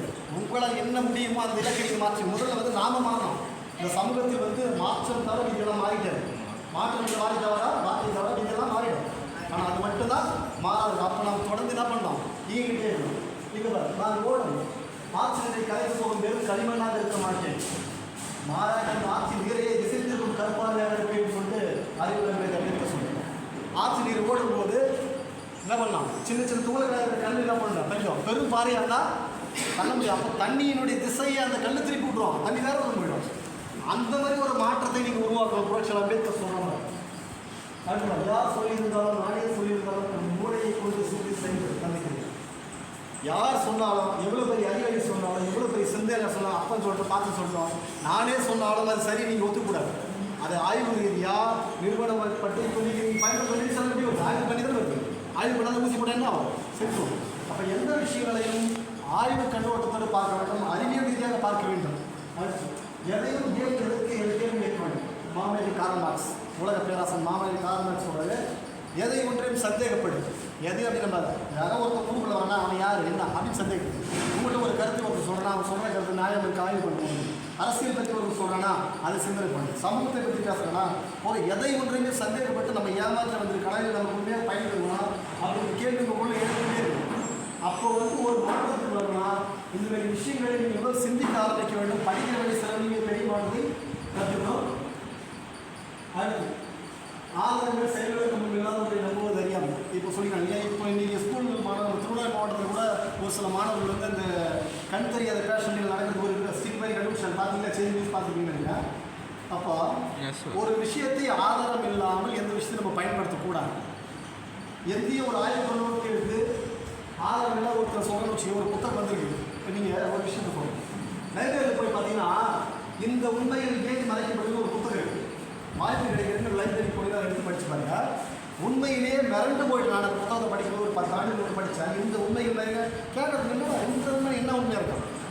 இந்த உண்மைகளை இந்த பிரபஞ்சத்தை பற்றி விண்வெளியை பற்றி ஆய்வாளர்கள் என்ன சொல்லுகிறாங்க, ஏன் மறைக்கிறாங்க, இவ்வளோ விஷயங்கள் முழுக்க அறிவியல் சார்ந்த விஷயங்கள் முழுக்க நமக்கு தெரியாது மறைக்கப்பட்டு மொத்தமாக. இப்போ விண்வெளி பற்றி நம்ம சொல்ல வேற்றுக்கிற வாசிகளை பற்றி நம்ம படிச்சுருக்கோம். வேற்றுக்கிற பூமியிலே வேற்றுக்கிற மனிதர்கள் இருக்கலாம், வேறு ஏலியன்ஸ் இருக்கலாம், வேறு நிறைய இருக்கலாம்னு சொல்கிறாங்க இல்லையா. அந்த மாதிரி ஏலியன்ஸ் இருக்குது. அவர்கள் வந்து பூமிக்கு வந்து என்னென்ன மாற்றங்கள் பண்ணியிருக்காங்க. குறிப்பாக இந்த நாசா அமைப்பு இருக்கு இல்லையா, இஸ்ரேல் நாசா அமெரிக்காவுடைய நாசாவுடைய அமைப்பு இருக்குது. அதை சுற்றி இருக்கிற நாடுகள் எங்கே இருக்கோ அதெல்லாம் வந்து இந்த வேற்றுக்கிரவாசிகள் என்னென்ன பண்ணிக்கிறாங்க. அதில் வந்து கோதுமைகள் நெல்பயிர் நிறைய இருக்குது. அதில் வந்து கோல வடிவங்களில் பூக்கள் மாதிரிலாம் நிறைய கிரவுண்ட் மாதிரியும் ஒரு செகண்டில் உருவாயிருக்கு. இதெல்லாம் எப்படி உருவாயிருக்கு, அது எங்கே ஆய்வாளர்கள் ஏன் மறைக்கிறான்னு ஒட்டுமொத்தமாக நிறைய விஷயங்களை வந்து ஆய்வோட லேட்டஸ்ட் புள்ளிவரோட போட்டுருக்கு. அப்போ அதெல்லாம் பார்க்கும்போது உண்மையில் நமக்கு தெரியாத அறிவியலில் நிறைய விஷயங்கள் நடந்துருக்கு. அதெல்லாம் இங்கே மறைக்கப்பட்டிருக்கு. அது ஏன் நமக்கு தெரியாத பண்ணுறாங்கன்றதால நம்ம சிந்திக்க வேண்டிய விஷயம். இன்னொரு விஷயம் சொன்னீங்கன்னா விண்வெளியில் டார்க் எனர்ஜி பூமியிலிருந்து நீங்கள் பார்க்கும்போது ஒன்றுங்கிற வெறிவிட்டு, ஆனால் அந்த இருட்டுக்குள்ளே என்னடா இருக்குன்னு சொல்லிட்டு ஆய்வாளர் சொல்கிறான். டார்க் எனர்ஜி வெளிப்பவரில் போகும்போது டார்க் எனர்ஜின்ற ஒரு பவர் இருக்குது. அந்த டார்க் எனர்ஜி ஒரு கரண்ட் லெவலில் நீங்கள் பயன்படுத்தினால உலக நாடுகளுக்கு 200 நாடுகளுக்கு 2000 வருஷத்துக்கு கரண்ட் கொடுக்க முடியுன்றான். ஒரே ஒரு கரண்ட் லெவல். அப்போது நம்மை தாண்டி விண்வெளிகள் ஏகப்பட்ட பிரபஞ்சத்தில் சக்திகள் நிறைய இருக்குது. பயன்படுத்த கரண்ட் லெவல் சொல்கிறேன் அந்த மாதிரி பயன்படுத்த நிறைய இருக்குது. ஆனால் அட்வான்ஸாக டெக்னாலஜிக்கும் நம்ம அந்த அளவுக்கு வளரல. அப்போ மற்ற நாடுகளோட நம்ம பின்தங்கி இவன் தான் எதையும் நம்பியும் கிடையாது. எதுக்குமே நான் நினைக்கிறான். கிராமங்களில் பார்த்தா ஒரு சொல்லுவாங்க எங்கள் ஊரில் டெத் ஆகிடுச்சு ஒரு விஷயம். ஹாஸ்பிட்டலில் ஒரு டெத்து, ஒரு சென்னையில் ஒரு டெத்து, ஒரு ஹாஸ்பிட்டல் ஒருத்தர் இறந்துட்டான். அந்த டெத்து ஊருக்கு வந்துருக்கோம். ஊருக்கு வந்தோடனே என்ன பண்ணோம், ஊர் நைட்டில் தான் வரும். நைட்டு வரும்போது ஊர் மக்கள் என்ன பண்ணுவோம்னா வீட்டுக்கிட்ட வைக்கல தீப்பெட்டி போட்டு கொத்தின்னு இருப்பான். கூப்பிடாது என்னடா கொத்திங்கிறாங்கன்னு பார்த்தோன்னா அங்கேருந்து பூதப்படம் வந்துருக்குது. நான் சொல்லி பேய்க்கிறது. அப்போ செத்து போனதுனால பூதப்படம் வரலாம் ஊருக்குள்ள. அதனால் பூதப்படம் வந்து ஊருக்குள்ள யாரெல்லாம் குடிச்சிக்கும். அதனால் தடுத்ததுக்காக அங்கே கொடுத்திங்கிறது. பூதப்படம் என்ன ஒன்று இருக்குதா நமக்கு தெரியும். போதைப்படம் வந்து நாமே பக்கத்து நாட்டில் சட்டம் போட்டு உட்காந்துருக்கிறோம். போதைப்படை அமைச்சு பாகிஸ்தானில் அடிச்சு போடு இல்லை சைனாவில் அடிச்சு போட்டு சொல்லிடல. அப்போது உண்மையில் என்ன படை தரைப்படை, விமானப்படை, கப்பற்படை 3 படை இருக்குது. இந்த படைகள் தான் ராணுவ வீரர்களை வச்சுட்டு நம்ம பல கோடியை செலவு பண்ணி உலகத்தில் இருக்கிற பணத்தில் அதிகபட்சமாக செலவு பண்ணி நாட்டை பாதுகாப்பு முடியும். அப்போ இந்த மாதிரி பூதப்படை இந்த பேர் அந்த பேர் நம்மளை சொல்லி என்ன பண்ணுறான், நம்மளை சிந்திக்க விடாத போது இன்னைக்கு வரைக்கும் இருந்துச்சு. அதனால் நீங்கள் எந்த ஒரு விஷயத்தையும் ஆய்வு இல்லாமல் ஆதாரம் இல்லாமல் ஏற்றுக்கொள்ளக்கூடாது. உண்மையில் ரொம்ப மகிழ்ச்சியாக இருக்குது. ஏறக்குறைய ஒரு 1/2 மணி நேரம் பேசிடுமா. இந்த மாதிரி விஷயங்கள் வந்து உங்களுக்கு பயனுள்ளதாக இருந்தா கண்டிப்பாக தெரியாது. நீங்கள் வாழ்க்கையில் அதை பேஸ் பண்ணும்போது கண்டிப்பாக கிராமங்களுக்கு போனீங்கன்னா அப்போ வீட்டில் நடக்குது சொல்லுவாங்க. அப்பா அம்மா சொல்லும்போது இந்த விஷயம் நம்ம சொன்ன விஷயங்கள்லாம் உங்களுக்கு எதிரில் பார்க்க முடியும். ஒரு ஜோசிகரை வருவான், அவன் எவ்வளோ ஏமாத்துறான், இல்லை சிங்கிள் வைக்கிற எவனா வருவான், அவன் ஏமாற்றுவான். அப்போ நீங்கள் உண்மையாக அந்த மக்களுக்கு தேவையான விஷயம் பண்ணலாம். உடனே ஒருத்தருக்கு உடம்பு சரியாக இருக்கும், அவனை என்ன பண்ணலாம், உடனே ஹாஸ்பிட்டல் கொண்டு போங்க. ஒரு காலத்தில் அம்மைன்னு சொல்கிற நோய் வந்து எப்படி இருந்தது, நீங்கள் இன்றைக்கி மாரியம்மன் சொல்லி ஏமாற்றிக்கலாம் நோயை போய். ஒரு காலத்தில் அம்மை நோய் அம்மா மாரியம்மாவும் காலரா நோயும் காலையில் வாங்கிட்டு அதில் வந்து பல ஆயிரம் பேர் செத்துருக்காங்க. அந்த நோய் இருக்கும். ஒரு நோய் தாக்கும்போது நோய் வந்து மற்றவங்க தாக்கி விடுறதுனால என்ன பண்ணுறான், அம்மை நோய்க்கு சிறந்த மருந்துன்னா வேப்பலை மஞ்சள் இதுதான் கிராமத்தில் பயன்படுத்தலாம். வேப்பலையை கட்டி நிற்பாங்க, மஞ்சள் பிடிப்பாங்க. உடனே ஊருக்குள்ளே வைக்காதீங்க, அதனால் தூத்திக்கும்.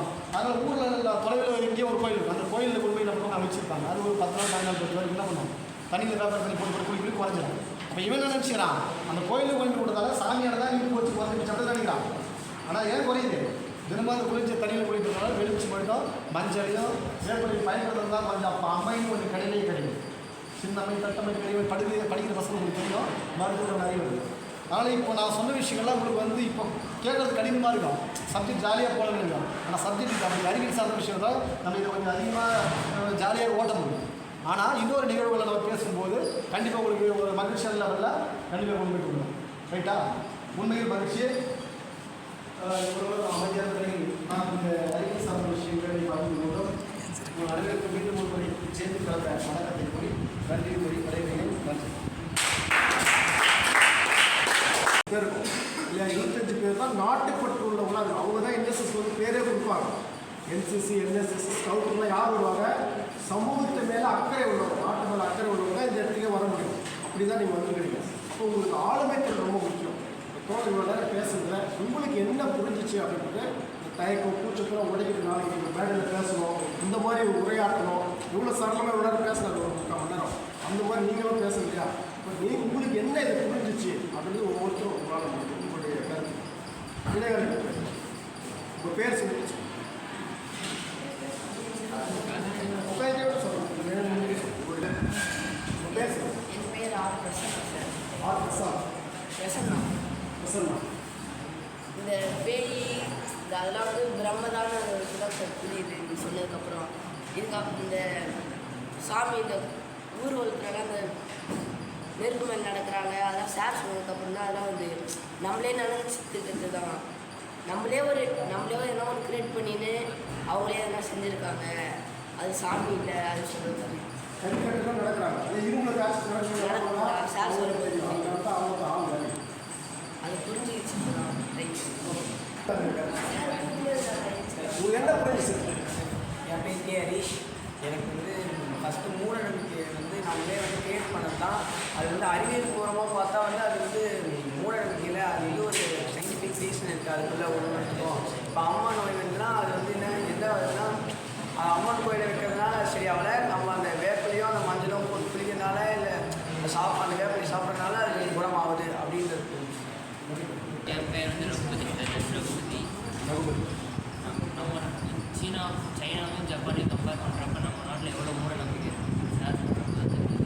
அந்த நாட்டில் பசங்களாம் வந்து எந்த அளவுக்கு ஒரு அறிவியல் சார்ந்த விஷயத்தில் எவ்வளோ இதுவாக இருக்காங்க. நம்ம நாட்டில் மூட நம்பிக்கை தான் அதிகமாக இருக்குது. சார் வந்து பேசுகிறாங்க சார் வந்து பேசுகிறனால தான் சார் நான் வந்து எவ்வளோ மூட நம்பிக்கையில் மூழ்கி இப்போ அதுலேருந்து கொஞ்சம் ஒரு தெளிவு நைட்டில் வந்து நகை வெட்டக்கூடாது, பெருக்கக்கூடாது, அதெல்லாம் மூட நம்பிக்கை இப்போ தான் சார் புரிஞ்சிருச்சு. இப்போ தான் புரிஞ்சிச்சு. என் பேர் எம் முகேஷ் சார்.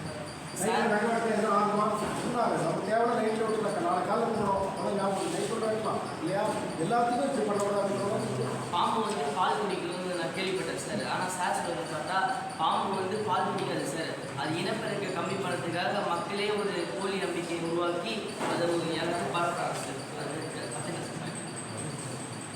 தருண்ராஜன் அந்த நாடோட ஏன் நம்ம நாடு பொருளாதாரத்தையும் வளர்ச்சியும் கம்மியாக இருக்குன்னா இந்த இந்தியாவில் நான் மூட நம்பிக்கை அதிகமாக இருக்குது. அது புரியுது. நேற்று வரைக்கும் நான் நேற்று போயிட்டேன் சார். அவர் சொன்னதுனால அதில் நம்மளோட மூட நம்பிக்கை தான்.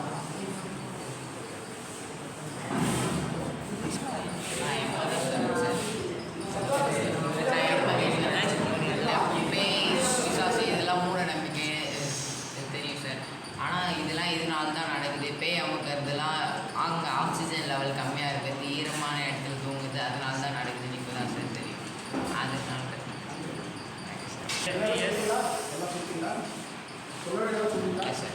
என் பேர் எஸ் ஜீவன்ராஜ். நம்ம வந்து அறிவியலாக எடுத்துருந்து அந்த காலத்துக்கு இந்த காலத்துக்கு நம்ம அதை ஆன்மீகமாக மாற்றிக்கணும். அந்த ஆன்மீகத்தில் வந்து நம்ம பல விஷயத்த வந்து மாற்றிக்கினே நம்ம வித்தியாசமாக புரிஞ்சுக்கினே அது தப்பு தப்பாக யோசிக்கணும். நான் வந்து ஃபஸ்ட்டாக பாம்பு பால் பிடிக்கும் அப்படின்னு நம்பினேன் சார். ஆனால் அது எங்களுக்கு இருக்கிற கம்பெனி தான் அறிவியலாளர் அறிவியல் வேலை முட்டை அது என் பேர் விஸ்வநாத். அப்புறம் சென்னையிலேருந்து டெஸ்ட்டு வருது. அது சொன்னாங்க சொன்னீங்க சார். அது ஒரு சார் என் பேர் சிவாங்க சார். எங்கள் சார் வந்து அறிவியலில் பற்றி நிறைய மூடநம்பிக்கை பற்றி சொன்னார் சார். அது சார் ஆக்சுவலாக இந்தியா தான் ஃபஸ்ட்டு டெக்னாலஜியில் வந்து இன்னோவேஷனாக இருந்தாங்க சார். சங்க காலத்தில் தஞ்சாவூர் டெம்பிளில் கூட இந்த ஃபைனஸ்ட் கட்டிங் மிஷின் கண்டுபிடிச்சது அவங்க தான் சார். நமக்கு அந்த டெக்னாலஜியே ஃபைன் பண்ணுது. அதுக்குள்ள நடுவில் என்ட்ரியானது தான் சார் மற்ற கண்ட்ரி. டெக்னாலஜியில் முதல்ல இருக்கிறது இந்தியா சார். அதையே நம்ம ஒன்றும் சரியாக பின்பற்றி வராமல் கொஞ்சம் கூட நம்ம இங்கே சிதறதுனால தான் அந்த டெக்னாலஜி நம்ம விட்டுட்டோம் சார். அது கீழடியில் அதுலேருந்து நம்ம இன்னும் அதை ஃபைனாக என்ன ஒரு இன்னும் பண்டைய காலத்தில் இந்த ராஜாங்களோட இன்னோவேஷன் அவங்களோட இன்வென்ஷனை நம்ம ஒழுங்காக கிளாரிஃபை பண்ணனாலே நம்ம இப்போ வந்து 5th பிளேஸில் இருக்கோம் சார். 4 விண்வெளியில் வந்து 5th பிளேஸில் இருக்கோம் சார். அது நம்ம சூனாக அந்த பழைய இன்னோவேஷன்லாம் வெட்டுறதுனால நம்ம சீக்கிரமாக 3rd 2nd பிளேஸுக்கு போயிடலாம் சார்.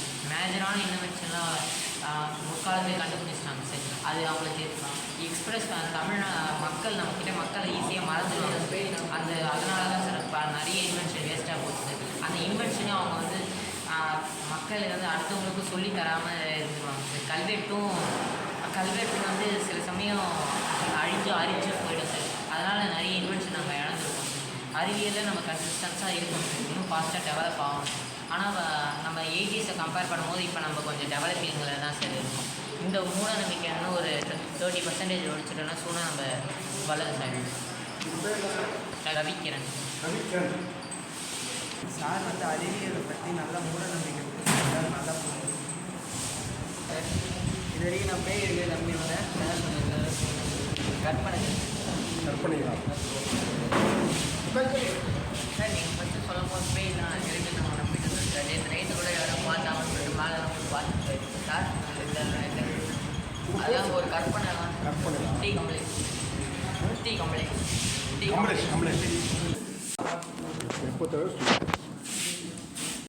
தொல்மை வரலாறும் மூத்த குடி தமிழர்கள் தொல்மை வரலாறு அதை பற்றி தான் இப்போ நம்ம பார்க்கணும். நம்ம தமிழ் தானே பேசுகிறோம். நம்ம வந்து உலகத்தில் எந்த அளவுக்கு ஒரு மூத்த நாகரிகத்துக்கு சொந்தக்காரர்களாக இருக்கிறோம் அப்படின்றத என்னுடைய வகுப்புக்கு பிறகு உங்களுக்கு ஓரளவுக்கு ஒரு ஐடியா தெரியும். அதுக்கான எந்த துணைக்கும் உங்களுக்கு கொடுத்துருக்கு. அதில் கூட சேர்த்து நான் பேச போகிறேன். இந்த 2ஆம் அமர்வுக்கு முன்னிலை வகுப்பு நமது ஆசிரியர் ஸ்ரீபன் ஐயா மற்றும் உங்கள் அனைவருக்கும் எனது நண்பகல் நேர வணக்கத்தை உரித்தாக்கி தொடர்கிறேன்.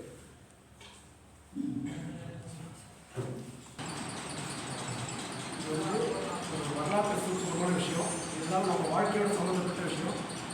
உங்களுடைய எந்த அளவுக்கு நீங்கள் ஆர்வமாக கவனிக்கிறீங்களோ அதை பொறுத்து என்னுடைய வகுப்பு வந்து சிறப்பாக இருக்கும். பாவலர் பெருஞ்சித்தனார் கேள்விப்பட்டிருக்கீங்களா? பெருஞ்சித்தனார் கேள்விப்பட்டிருக்கீங்களா? உங்கள் பாடத்தில் வராரா? அவருடைய ஒரு அற்புதமான பாடல், உந்தன் குடும்பம், உந்தன் வாழ்க்கை, உந்தன் நலன்கள், உந்தன் வளங்கள் என்று மட்டும் வாழ்ந்து போக எண்ணி விடாதே. உந்தன் குடும்பம், உந்தன் வாழ்க்கை, உந்தன் நலன்கள், உந்தன் வளங்கள் என்று மட்டும் வாழ்ந்து போக எண்ணி விடாதே. நீ இருந்து சென்ற கதையை மறக்க பண்ணி விடாதே. சொந்தம் பேசி சொந்தம் வளர்த்து சொத்து நிலங்கள் மனைகள் சேர்க்க என்று மட்டும் வாழ்ந்து போக எண்ணி விடாதே. சொந்தம் பேசி சொந்தம் வளர்க்க சொத்து நிலங்கள் மனைகள் சேர்க்க என்று மட்டும் வாழ்ந்து போக எண்ணி விடாதே. நீ இறந்த பின்னும் உலகம் இருக்கும் மறந்து விடாதே. அன்னை மொழியும் அன்னை நிலவும் அனைத்து மக்களும் வாழ நினைக்கும் உன்னை உலகம் மறப்பதில்லை, ஒதுங்கி விடாதே. நீ உழைக்கும் உழைப்பில் உலகம் செழிக்கும், பதுங்கி விடாதே. அன்னை மொழியும் அன்னை நிலவும் அனைத்து மக்களும் வாழ நினைக்கும் உன்னை உலகம் மறப்பதில்லை, ஒதுங்கி விடாதே. நீ உழைக்கும் உழைப்பில் உலகம் செழிக்கும், பதுங்கி விடாதே சொல்லிட்டு ஒரு அற்புதமான பாடலை பெருஞ்சித்தனார் எழுதியிருப்பாங்க. அந்த பாடலுக்கேற்ப அது நம்முடைய வாழ்க்கையை சொல்லணும். நம்ம பிறந்திருக்கிறோம், இந்த உலகத்தில் கொஞ்ச காலம் வாழ போகிறோம். எப்படி ஒரு பயனுள்ள வாழ்க்கையாக சமூகத்துக்கு பயனுள்ளதாக வாழணும் அப்படிங்கிறது வந்து இந்த பாடல் வந்து நம்ம சொல்லணும். அந்த வகையில் இன்னைக்கு எத்தனையோ ஆய்வாளர்கள் வந்திருக்கிறாங்க, எத்தனையோ ஆய்வுகள் நடந்திருக்கு. அந்த வரலாறு நம்ம பார்க்க போகிறோம். தமிழ்நாட்டில் தமிழர்களாக நாம் எப்படிப்பட்ட ஒரு நாகரிகத்திற்கும் ஒரு மொழிக்கும் ஒரு பண்பாட்டுக்கும் சொந்தக்காரர்கள் என்பதுதான் இன்றைய நம்முடைய வகுப்பின் மையமான தலைப்பு. அந்த வகையில் தமிழர்கள் நாம் எப்படிப்பட்டவர்கள், நம்முடைய சிறப்புகள் என்ன, நம்ம ஆங்கில வழியில் படிக்கிறது அது வந்து ஒரு கல்வி, ஒரு அறிவுக்காக படிக்கிறது. ஆனால் நாம் இயல்பாக தமிழர்கள். அப்போ மொழி வேறு, ஹிந்தி கற்றுக்கலாம், சமஸ்கிருதம் கற்றுக்கலாம், ஜப்பான் மொழி கற்றுக்கலாம், எந்த மொழி வேணால் கற்றுக்கலாம். ஆனால் தாய்மொழி வேணும்ல. அம்மாவை தான் ஆங்கிலத்தில் மம்மின்னு சொல்கிறது பேசிக் தெரியல. தாய்மொழி மேலே தான் ஒரு மொழி பாட்டை கற்க முடியும். அந்த வகையில் முதல்ல நம்ம தமிழின் சிறப்புகள் அப்படின்னு பார்க்கும்போது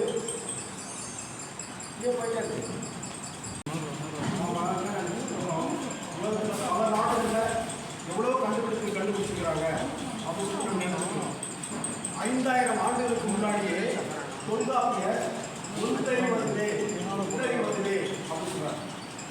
ஒரே அறிவு தான் இருக்கும், அதுக்கு உற்று அறிவு பாடி மட்டும்தான் இருக்கும். அந்த மாதிரி எந்த உயிரினம், மரம், செடி, கொடி ஒரே உடம்பு மட்டும்தான் அது இருக்கும். தண்ணி கரெக்டாக கிடைச்சிச்சுன்னா அது வந்து பல தரத்தால இருக்கும். நிறைய தண்ணி தான் அழிவுப்படும், தண்ணியோட வாடிப்படும். ஒரே ஒரு வாடி மட்டும்தான் அது இருக்கும். பூக்கும் காய்க்கும் எல்லாமே பண்ணும், அந்த உடம்பு தான் அது வேலை செய்யும். ஒன்றறி வந்து உற்றறி வந்து அப்படின்ற குரலை வந்து பாடலை வந்து தொல்காப்பியர் சொல்கிறார். ஈரறி வந்துவே அதனோடு நாவே 2 அறிவு இருக்கும். உடம்பு இருக்கும், அடுத்து அதுக்கு நாக்கு இருக்கும். மீன் கடலில் இருக்கக்கூடிய எல்லாமே 3 அறிவு வந்துவே அதனோட மூக்கே, கரையான் எறும்பு மூக்கு இருக்கும், அதுக்கு உடம்பு இருக்கும், அதுக்கு நாக்கு இருக்கும். இந்த 3 அறிவு மட்டும் உள்ள உயிரினங்கள். 4 அறிவு வந்துவே அதனோட கண்ணே, 4 அறிவு இருக்கும். உடம்பு இருக்கும், கண் இருக்கும், மூக்கு இருக்கும், நாக்கு இருக்கும். 5 அறிவு வந்துவே அதனோட செவியை கொண்டு பார்க்கலாம். தொல்காப்பியம் 5000 ஆண்டுகளுக்கு முன்னாடி. 6 அறிவு வந்துவே அதனோட மனதே. நமக்கு 6 அறிவு இருக்குது, மனசு இருக்குது. நல்லது கெட்டது, இது சுடு தண்ணி, இது பச்சை தண்ணி, இது நெருப்பு, குளிர்ச்சி, பகுத்தறியக்கூடிய 6வது அறிவு நம்மக்கிட்ட இருக்குது இல்லையா? இப்போ இந்த குரல் இந்த பாடல் 5000 ஆண்டுகளுக்கு முன்னாடியே தமிழ் பாடியிருக்கலாம். ஆனால் டார்வினுடைய காலம் எவ்வளோ? நம்ம டார்வின் 1809, ஒரு 200 வருஷத்துக்கு முன்னாடி.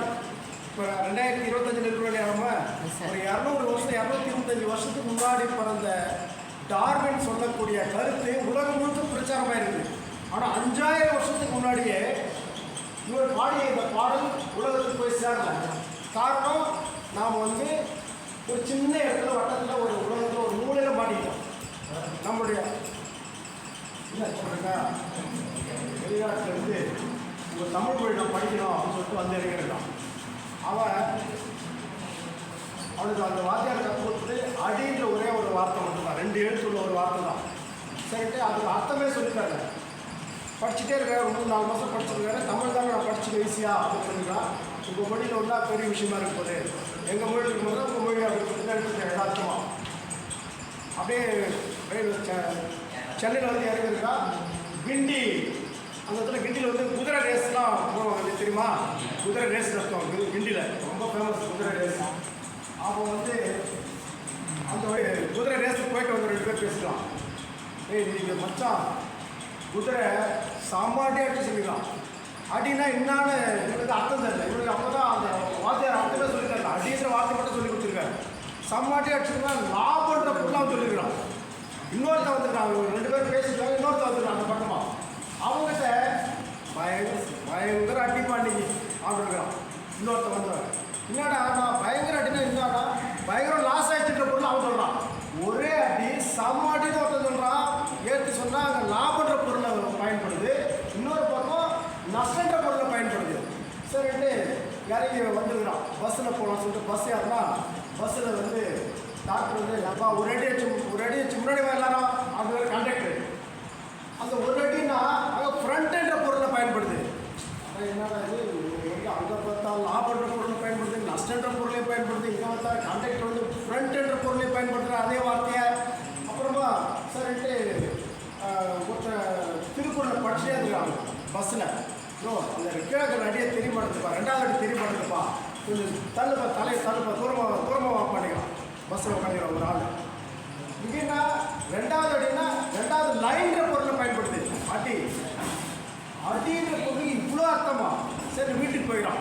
வீட்டில் போனால் இது வந்து வலது அடி வச்சுட்டு வாங்கிக்கிறான். அந்த வீட்டில் முதல்ல வீட்டுக்கு வரீங்க, வலது அடி வச்சுட்டு வாங்க, வலது கால். அப்போ அந்த இடத்துல அடினா வலது கால். சரி வீட்டுக்குள்ளே போயிருக்காங்க. வீட்டுக்குள்ளே போனால் கிணத்துல வந்து தண்ணி சேர்ந்துருக்குறாங்க. கிணத்துல வந்து 8 அடி ஆழத்தில் தண்ணி இருக்குது, 6 அடி ஆழத்தில் தண்ணி இருக்குது. அப்புறம் அங்கே வந்து ஆழம், அந்த ஆழத்துக்கு அளவுக்காக அங்கே பயன்படுத்துறது அடி. அந்த வெள்ளைக்காரன் சொன்னானா, இப்போ உங்களுடைய மொழியில் ஒரு வார்த்தையை நான் தான் கற்றுக்கிறேன், அதுக்கே இத்தனை அர்த்தம் இருக்கும்போது உங்கள் மொழி மிகப்பெரிய மொழி, நீங்கள் மிகப்பெரிய நாகரிகத்துக்கும் பண்பாட்டுக்கும் சொந்தக்காரங்க.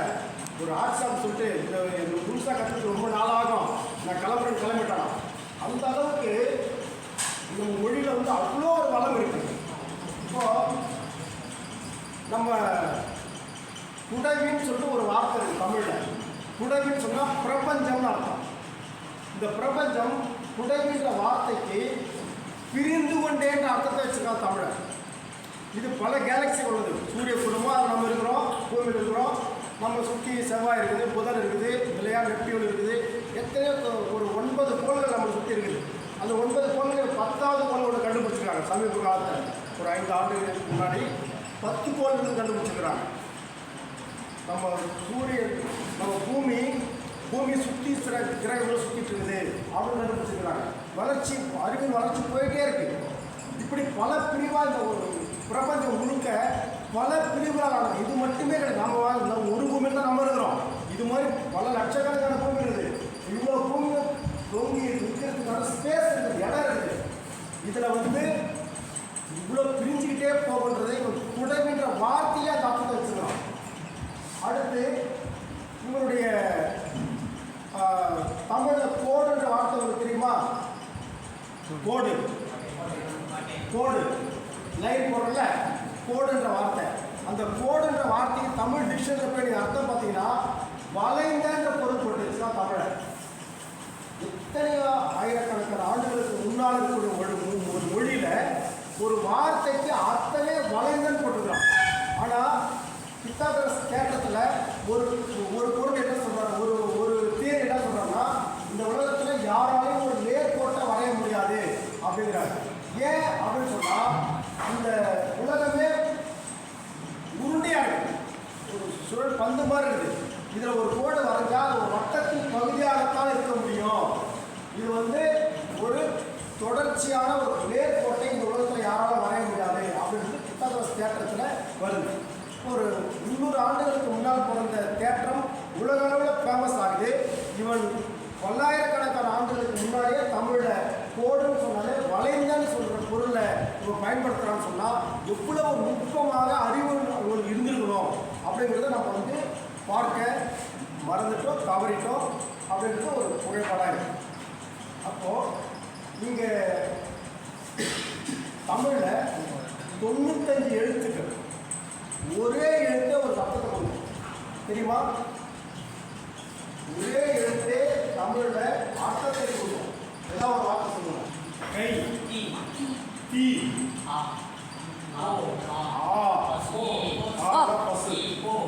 ஐனா தலைவன், வா வானா கிட்ட வா இல்லையா?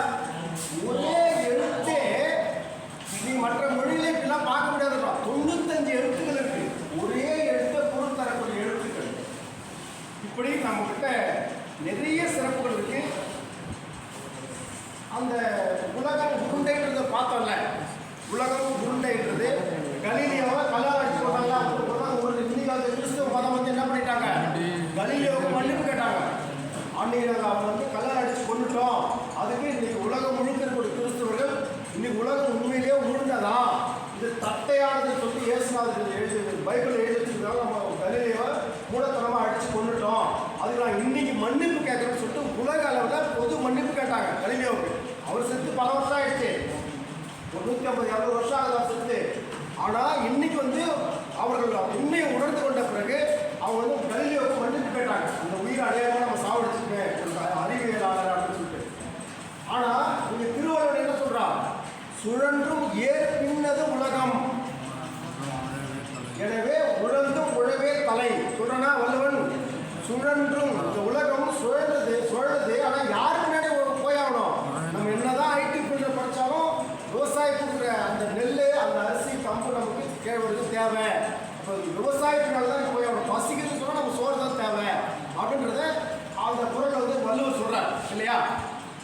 இவ்வளோ பெரிய அறிவாளியாக இருந்தாலும் நீ விவசாயத்தினால போய் ஆகணும். ஒரு நேரத்தில் அது பசி எடுக்கிற நேரத்தில் விவசாயத்தை நீ நினைச்சாகணும். ஐயோ விளைவிக்கிறான், நம்ம வந்து இங்கே சாப்பிட்றோம் இல்லையா? அப்போது இந்த அறிவு எல்லாமே 2000 ஆண்டுகளுக்கு முன்னால் திருவள்ளுவர் எழுதிய அந்த அறிவு நமக்கு ஒரு சரியான அரசுகள், சரியான ஆட்சி அமைப்புகள்லாம் இல்லாததுனால இது நம்மிடம் வந்து சேராமே இருக்குது. உலகத்தில் இருக்கிற 200 ஆண்டுகளுக்கு முன்னால், 250 ஆண்டுகளுக்கு முன்னால் தோன்றிய அந்த அறிவெல்லாம் நாம் பெரிய அறிவாக எடுத்துக்கிட்டோம். நம்முடைய அறிவு இன்னும் முழுமையாக விசாலமாக நம்ம மக்களுக்கே போய் சேராமல் இருந்துச்சுன்னா இதில் கொடுமையாக இருக்கும். ஓகேவா? அப்போ அந்த உலகத்தையே சுழலுதுன்னு சொல்லி அப்பவே சொல்லிடுறான். ஆனால் அது அறிவாக ஒரு புத்தகத்தில் நின்று போயிடுச்சு. கலிலியோ ஆராய்ச்சி பண்ணி வெளிப்படையாக சொல்றாரு. அவர் அறிவாக பின்னாடி அவர் கருத்து வந்து ஏற்றுக்கொள்ளப்படுது காலப்போக்கில்.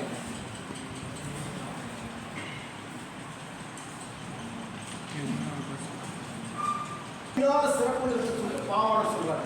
16 சிறப்புகள். தொன்மை, உண்மை. தொன்மைனா ரொம்ப பழசு, உண்மைனா மூத்த மொழி, முதல்ல தொடர்ந்த மொழி, எளிமையான மொழி, யாரோட கற்றுக்கொள்ள முடியும், யாரோட எதுவுமே பேச முடியுன்ற பொருள். ஒளிமை, ஒளி நிறைந்த மொழியாக இருக்குது. இளமையான மொழியாக இருக்குது, பழமையான மொழியாக இருக்குது. எல்லா சமூகத்தில் மொழிச்சல் எல்லாமே அதில் இருக்குது, நமக்கு தெரியாமல் இருக்கு இல்லையா? தாய்மை, இதன் கீழே கொங்கணி, இதன் கீழே துளு, இதன் கீழே தமிழ் கீழே இருக்கக்கூடிய கன்னட மொழி, தமிழ் கீழே தெலுங்கு மொழி, தமிழ் கீழே மலையாள மொழி. தமிழ் உருவாக்குற மொழிகள் தானே அதெல்லாம். இது ஒரு தாய்மொழிய மொழியாகவும் தாய்மொழியாகவும் இருக்குது. பல மொழிகளுக்கு தயார் இருக்குது, நமக்கும் தாய்மொழியாக இருக்குது. நம்ம அம்மா பால் ஊட்டி வளர்த்துனா அம்மா பேசுகிற மொழியாக தாய்மொழியாக நம்ம இருக்குது. பல மொழிகளை உருவாக்கிய மொழியாக அது இருக்குது. தாய்மொழியாக இருக்குது, செம்மையான மொழியாக இருக்குது. எல்லா வளர்ந்தும் இந்த மொழியில் இருக்குது. தனித்து இயங்கும், எந்த மொழி வார்த்தை, எந்த பிற மொழி இல்லாமல் தமிழ் பேச முடியும். இனிமையான மொழியாக இருக்குது, தனிமையான மொழியாக இருக்குது, தனித்து இயங்கும் தமிழ். உண்மை நுட்பமான கோடுன்ற வார்த்தை சொல்லல, வளையன்ற கோடு அவன் வச்சுருக்காங்க டிக்ஷனரிலேயே. அந்த ஒவ்வொரு திருமை சிறப்பு வாய்ந்த மொழியாக இருக்குது, பெருமை மிகுந்த மொழியாக இருக்குது சொல்லிட்டு பாமரர் எடுத்துட்டே போறாங்க.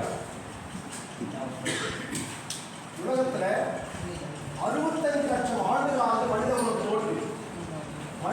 தோன்றி 65 லட்சம் ஆண்டுகளாக, அதில் 15 லட்சம் ஆண்டுகளாக மனிதன் இருக்கக்கூடிய ஒரு நகரத்தை கண்டுபிடிச்சிருக்கிறாங்க. 15 லட்சமா தொடர்ச்சியா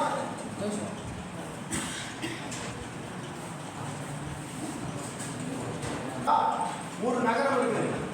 சென்னை பக்கத்துல திருவள்ளூர் மாவட்டம் தெரியுங்களா? திருவள்ளூர் மாவட்டம்.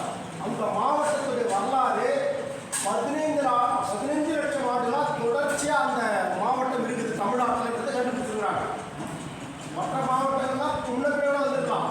ஆனால் 15 லட்சம் ஆண்டுகளா தொடர்ந்து ஒரு சமூகம் வாழ்ந்துருக்கு ஒரே இடத்துல.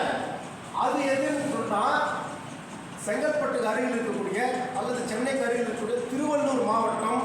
அந்த திருவள்ளூர் என்ற அந்த நகரம் தொடர்ந்து 15 லட்சம் ஆண்டுகளாக இருக்குது. இதை உலகம் முழுக்க வந்து ஆராய்ச்சி பண்ணி வியந்து போகிறான். இப்படி ஒரு நகரம் இருக்க முடியுமா? அவெல்லாம் தோன்றிய ஒரு 400-500 வருஷம் தான் ஆகுது. மற்றவங்களாம் அவன் மொழி ஆயிரத்துக்கு வரலாறே ஒரு 1000 வருஷம் தான். அதுக்கு மேலே அவன் வரலாறே கிடையாது அவன் மொழிக்கு. அப்போ நம்ம மிகப்பெரிய தொன்மையான ஒரு வரலாற்று சொந்தக்காரர்கள் நாம் இருக்கிறோம். தமிழ் இருக்கு, தமிழ் இப்போ தமிழ் பேசுகிறோம். முதல்ல தமிழின்னு சொல்லுவாங்க. கிறிஸ்து பிறப்பதற்கு முன்னாடி 6 வருஷத்துக்கு முன்னாடியே தமிழுக்கான வரலாறு இருக்குது, சான்றுகள் இருக்கு. சமஸ்கிருத மொழி இருக்குல்ல, கிறிஸ்து பிறக்கிறதுக்கு அப்புறம் முதல் நூற்றாண்டு, இப்போ 2020 100வது வருஷத்துக்குள்ளதான் அவருடைய வரலாறே கண்டுபிடிச்சா எங்களுக்கு கிடைக்குது. 100 ஆண்டுகள் தான் முதல் நூற்றாண்டு தான் சமஸ்கிருதத்துக்கு வரலாறு கிடைக்குது. அதற்கு முன்னாடி 600 வருஷத்துக்கு முன்னாடி நம்முடைய தமிழ் மொழி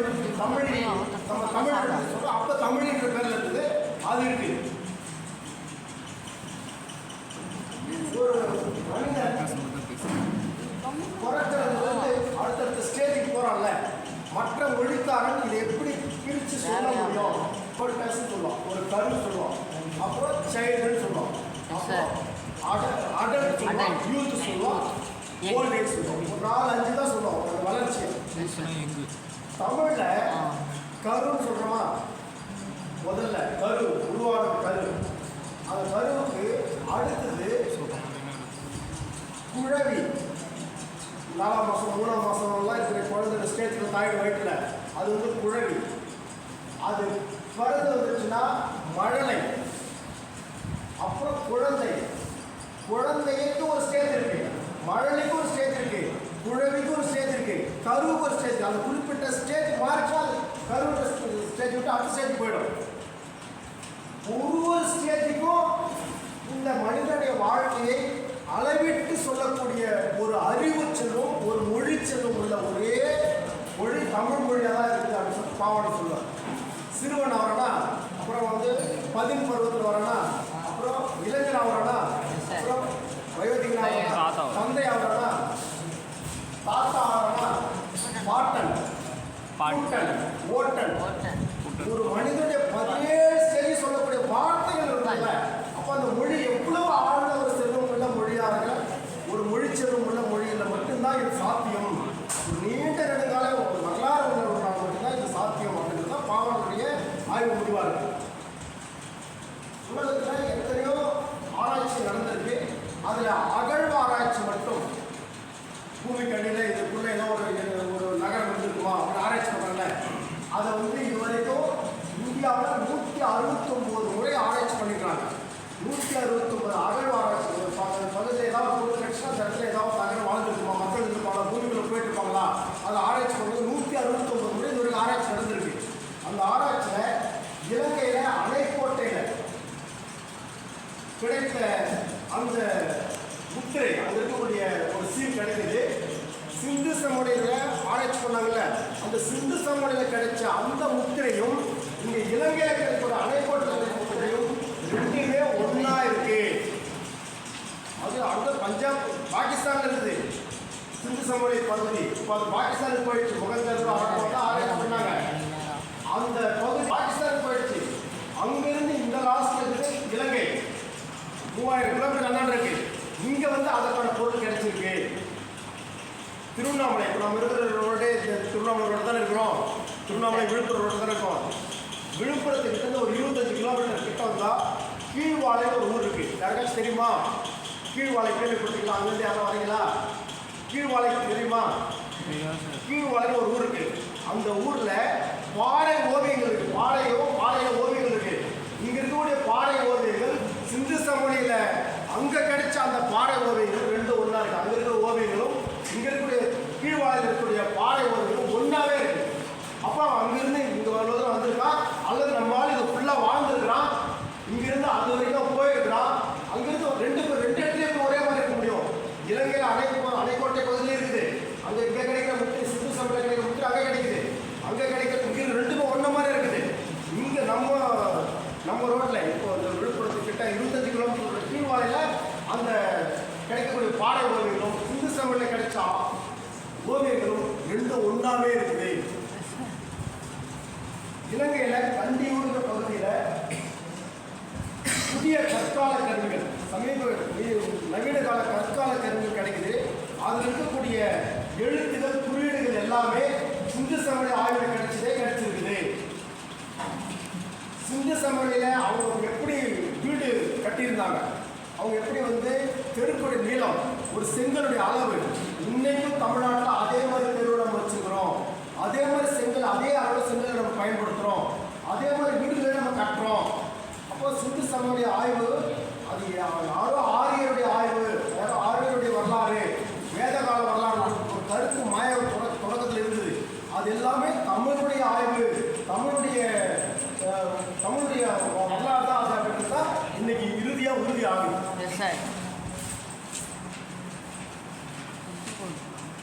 இன்னைக்கு கீழடியில் ஒரு ஆராய்ச்சி பண்ணாங்க இல்லையா? அதில் ஒரு தம்பி சொன்னார், கீழடி ஆராய்ச்சி என்பது அங்கிருந்து நகர நாகரிகம். உலகத்தில் எப்போவுமே உங்களை எப்போ அங்கீகரிப்போம்னு சொன்னால், நீங்கள் நகரமாக கட்டி வாழ்ந்தீங்களா அப்படின்னா தான் உங்களை உலக அளவில் அங்கீகரிப்போம். கிராம நாகரிகம்லாம் அவன் ஏற்றுக்க மாட்டான். கிராமத்துக்கு போயிட்டே இருக்கும், அதை அழிஞ்சிட்டே இருக்கும். இத்தனை கிராமங்களை சேர்ந்தது தான் ஒரு திருவண்ணாமலை, இல்லை ஒரு செங்கம், ஒரு போலூர், சுற்றி பல கிராமங்கள் இருந்தாங்க. அதுக்கு மையமாக ஒரு நகரம் இருந்தால் தான் அது ஒரு பெரிய நாகரிகமாக அது உலகம் ஏற்றுக்கும், ஆராய்ச்சியாளர்கள் ஏற்றுக்குவாங்க. கீழடி, ஆதிச்சநல்லூர், சாலூர், கொடுமணல், அழகன்குளம், பொருந்தல், மால்குடி, இங்கே எல்லா இடத்துலையுமே தமிழ் பிராமி எழுத்து கிடைச்சிருக்கு. ஒன்று மாதிரியே சிந்து சமயத்தில் அதே எழுத்து கிடைச்சிருக்கு. சிந்து சமய அது இருக்கக்கூடிய முத்திரையில் இருக்கக்கூடிய எழுத்துக்கள் தமிழ்நாட்டின் மண் பாண்டங்களில் கிடைக்குது. இங்கே இருக்கக்கூடிய பாறை ஓதைகள் இருக்குது. அப்போ இதுக்குள்ள ஒரு லிங்க் இருக்குது, ஒரு தொடர்ச்சி இருக்குதுன்னு தெரியுது. சிந்து சமவெளியில் அங்கே இருக்க இந்த கல்லில் வந்து ஜல்லிக்கட்டு காலை அடக்கிறாங்கல்ல, ஏறுதழுவுன்னு சொல்லுவாங்கல்ல தமிழோட வரலாற்றில், தமிழ் படிப்பு ஏறுதழுவுன்னு சொல்லுவோம். அதுக்கான முத்திரைகள் அங்கே இருக்குது, கல்லில் ஓவியமாக இருக்குது ஏறுதழுவு. இன்னைக்கும் ஜல்லிக்கட்டில் ஒரு மிகப்பெரிய ஜல்லிக்கட்டு போராட்டம் நடத்துகிறோம். நம்ம 2017 தமிழ்நாட்டில் தெற்கு பகுதியில் ஜல்லிக்கட்டு போராட்டம் இப்போ நடத்துகிறாங்க. நம்ம வருஷம் பார்க்குறோம் இல்லையா?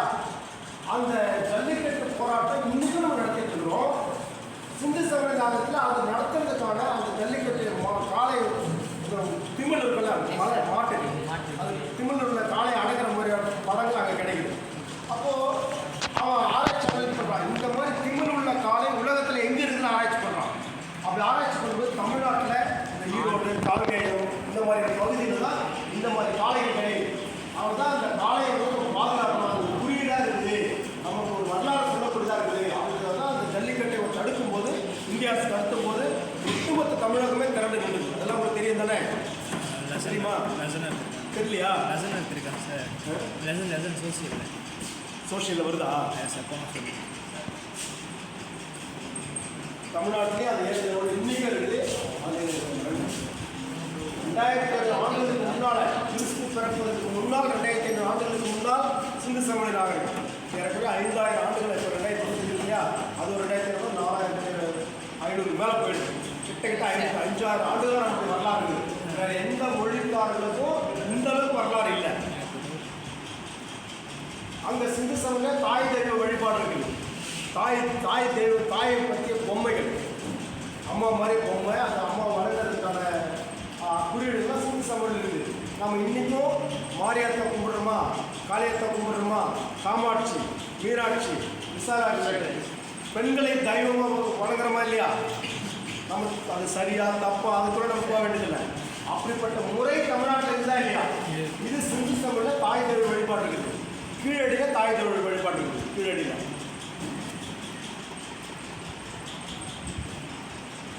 சிந்து சமவெளியில் கிடைக்கிற முத்திரைகள் பாபிலோன், சுமேரியா போன்ற நாடுகளில் போனால் அங்கேயும் அதே முத்திரைகள் கிடைக்குது. இப்போ இவன் அங்கே வரைக்கும் ஒரு வியாபாரத்துக்கு போயிருக்கிறான். குஜராத்தில் லோத்தான்ற ஒரு பகுதியை ஆய்வு பண்ணாங்க. அந்த ஒரு துறைமுகம் அங்கே கிடைச்சிருக்கு. 4000 வருஷத்துக்கு முன்னாடியே அந்த லோத்தால் துறைமுகம் அங்கே இருந்திருக்கு. 4000 வருஷத்துக்கு முன்னாடியே. அப்போது குஜராத்தில் லோத்தால் துறைமுகம் 4000 வருஷத்துக்கு முன்னாடி இருந்திருக்குது. அதுக்கும் நமக்கு என்னென்ன சம்பந்தம்? குஜராத் தானே, குஜராத் போய் தான் அங்கே பேசுகிறாங்க அப்படின்னு சொல்லிட்டு பார்த்தோம்னா, பாவாணர் என்ன சொல்கிறாரு? முதல்ல தமிழ்லேருந்து மராட்டியம் பிரிஞ்சுதுன்றார்.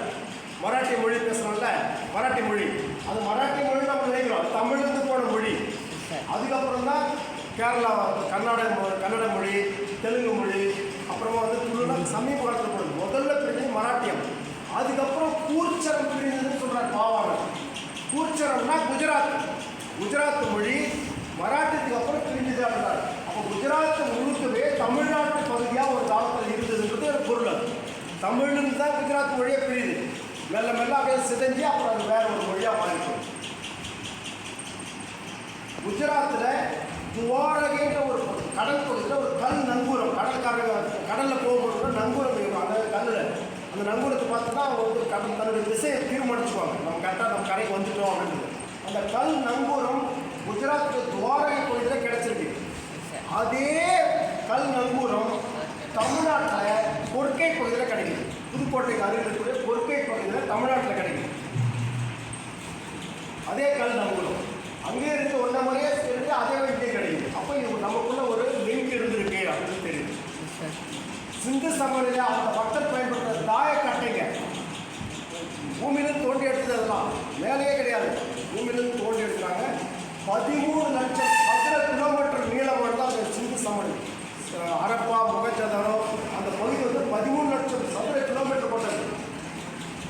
அதே மாதிரி தாயக்கட்டைகள் தமிழ்நாட்டின் அழகங்குளத்தில் கிடைச்சிருக்கு. அதே மாதிரி தாயக்கட்டைகள் அவங்க பயன்படுத்துகிற யாழ் இசைக்கருவி, அவங்க பயன்படுத்தக்கூடிய புல்லாங்குழல், அம்மி கல், அவங்க பயன்படுத்துகிற அந்த அரைக்கிற குழவி, அவங்க பயன்படுத்துகிற எல்லா பொருளும் தமிழ்நாட்டில் ஆய்வில் கிடைச்சிருக்கு. அதுவும் ரொம்ப மிக முக்கியமானது. கருப்பு சிவப்புல மண்பாண்டம் அங்கேயும் கிடைச்சிருக்கு, இப்போ கீழடியும் கிடைச்சிருக்கு. அப்போ இந்த 2500 ஆண்டுனா இங்கே ஃபுல்லாகவே அவங்க வந்து போயிருக்கலாம், அல்லது ஃபுல்லாகவே ஒரே மொழி பேசுறதா இருந்திருக்கலாம் அப்படின்ற ஆராய்ச்சி நடந்துச்சு. அப்போ இன்னும் கொஞ்ச நாள் ஆச்சுன்னா தெளிவாக சொல்லி கொடுப்பாங்க. தமிழ்நாட்டில் அழகன்குளம், கீழடி, மாங்குடி, பட்டறை பெரும்புதூர், செம்பியன் கண்டியூர், கொடுமணல், பேரூர், சானூர், அமிர்தமங்கலம், இங்கே எல்லா இடத்துலையுமே இந்த கருப்பு சிவப்போட மண்பாட்டம் கிடைச்சிருக்கு.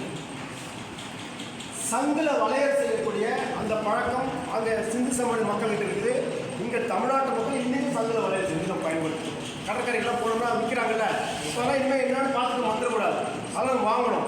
சிந்து சமவெளிக்கு நமக்கு ஒரு லிங்க் இருக்குது, அதோடைய ஒரு குறியீடாக நம்ம மக்கள் விற்கிறாங்க, அது ஒரு 50 ரூபா 100 ரூபா கொடுத்து நம்ம வாங்கி வீட்டில் கொண்டு வந்து வச்சுக்கணும். ஒரு பானையை வச்சு ஒரு செத்தினோட புதைக்கிற பழக்கம் சிந்து சமவெளியில் இருக்குது, கீழடியில் இருக்குது. எங்கே அகழ்வாராய்ச்சி பண்ணாலும் தமிழர்கள் மட்டும் தான் இந்த வேலை செய்கிறாங்க.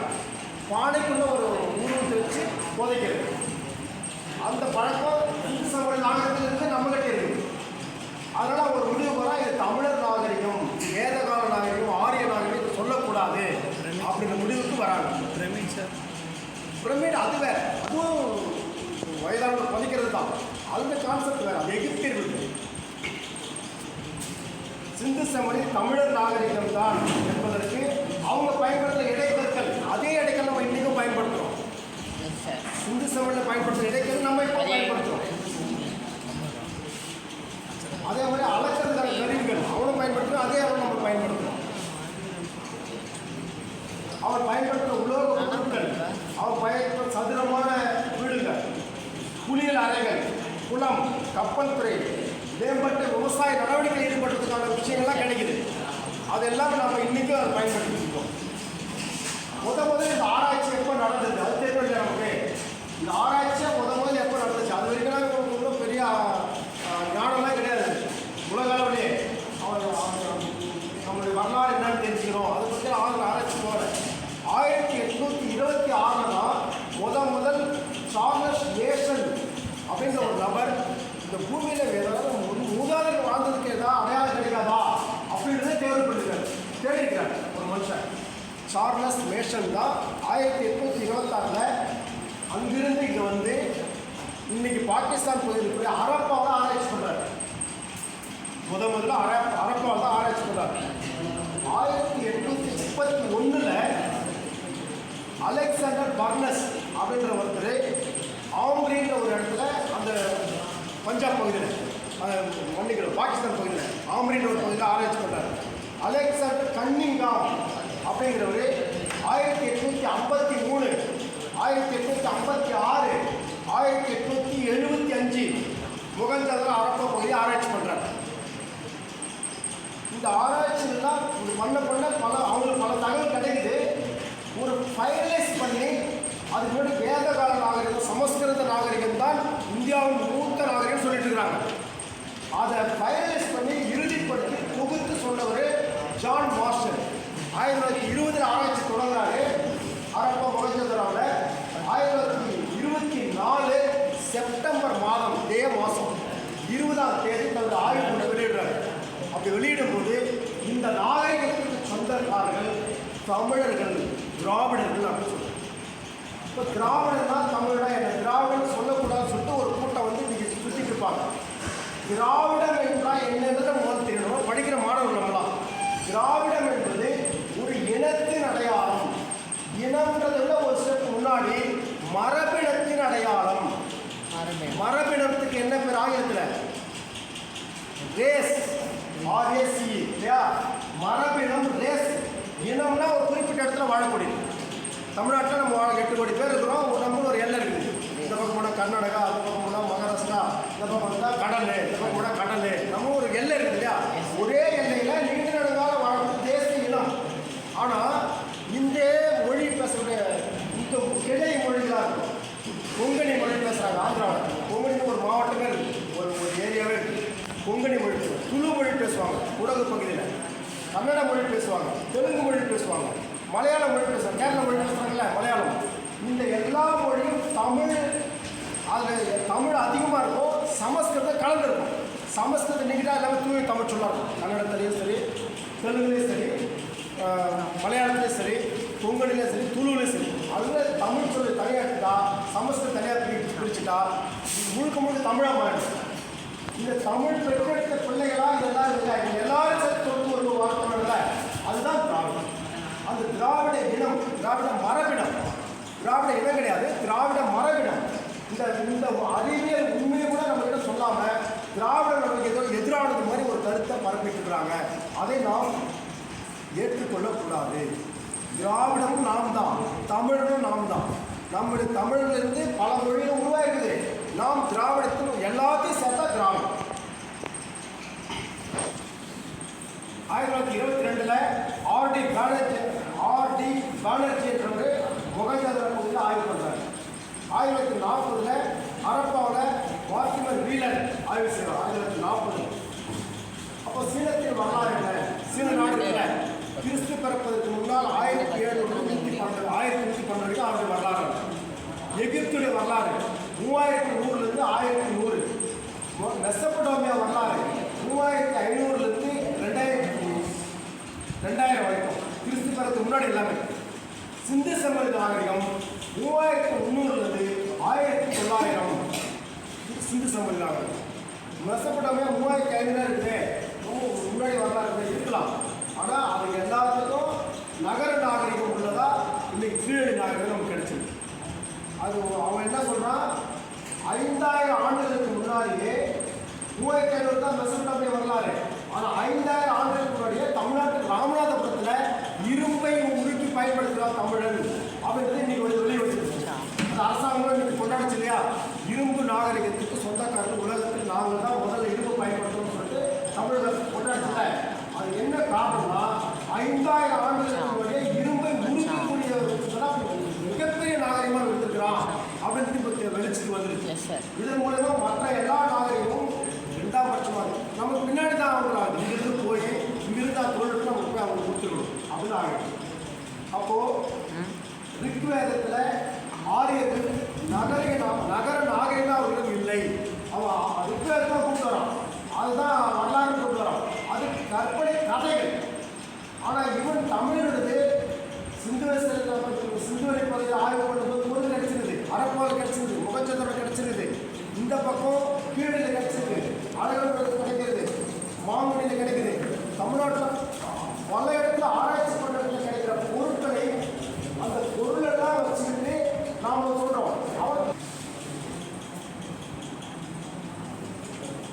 உலகில் தொன்மையான நாகரிகம் சொல்றோம் இல்லையா, சீன நாகரிகம், முகச்சதோர நாகரிகம், எகிப்து நாகரிகம், மெசபடோமிய நாகரிகம், சிந்து சமவெளி நாகரிகம் எல்லாமே நகர நாகரிகங்கள். நகர நாகரிகம் தான் உலகம் நாகரிகமாக இருக்குது. அந்த நகர நாகரிகத்தில் எவன் ஊத்து தான் இருக்கிறான், எவன் முன்னாடி நம்மளை வரலாறு வச்சுருக்காங்க பிரச்சனை உலக அளவில். அப்போ தமிழ்நாட்டில் 5000 ஆண்டுகளுக்கு முன்னாடியே இரும்பை உருக்கி பயன்படுத்துறாங்கன்னு சொன்னால், அப்பவே இரும்பு பயன்பாடு தெரிஞ்சுன்னு சொன்னால், இவர்கள் தான் இந்திய வரலாற்றை, இந்த உலக வரலாற்றை எழுதுனா தமிழ்நாட்டில் ராமநாதபுரத்திலிருந்து தொடங்க வேண்டியதாக இருக்குது. உலக வரலாற்றை எழுதுனா தமிழ்நாட்டின் கீழடியிலிருந்து இந்த வரலாறு நம்ம எடுக்க வேண்டியதாக இருக்குது. அப்படி எடுத்துக்கிட்டு வந்து ஆய்வாளர்கள் போகிறாங்க. அப்போது கீழடியில் மற்ற இடத்துல கிடைத்த ஆய்வுகளுக்கும் மற்ற நாடுகளில் செஞ்ச ஆய்வுக்கும் கீழடிக்கும் என்ன சிறப்பு அப்படின்றது நமக்கு தெரியணும். மதம் இல்லாமல், ஜாதி இல்லாமல், எந்த ஒரு சம்பிரதாயம் இல்லாமல் கீழடி மக்கள் ஒற்றுமையாக வாழ்ந்தார்களுக்கான சான்றுகள் கிடைச்சிச்சு. அங்கே கிடைச்ச எல்லா பொருளுமே மக்கள் பயன்படுத்தக்கூடிய வளையல், மணி, பானைங்க, சட்டிகள், தமிழ் எழுத்துகள் இதுதான் இருக்கிறத தவிர மதத்திற்கான ஒரு மூடத்தனமாக வாழ்வதற்கான எந்த அடையாளமும் கீழடியில் இல்லை.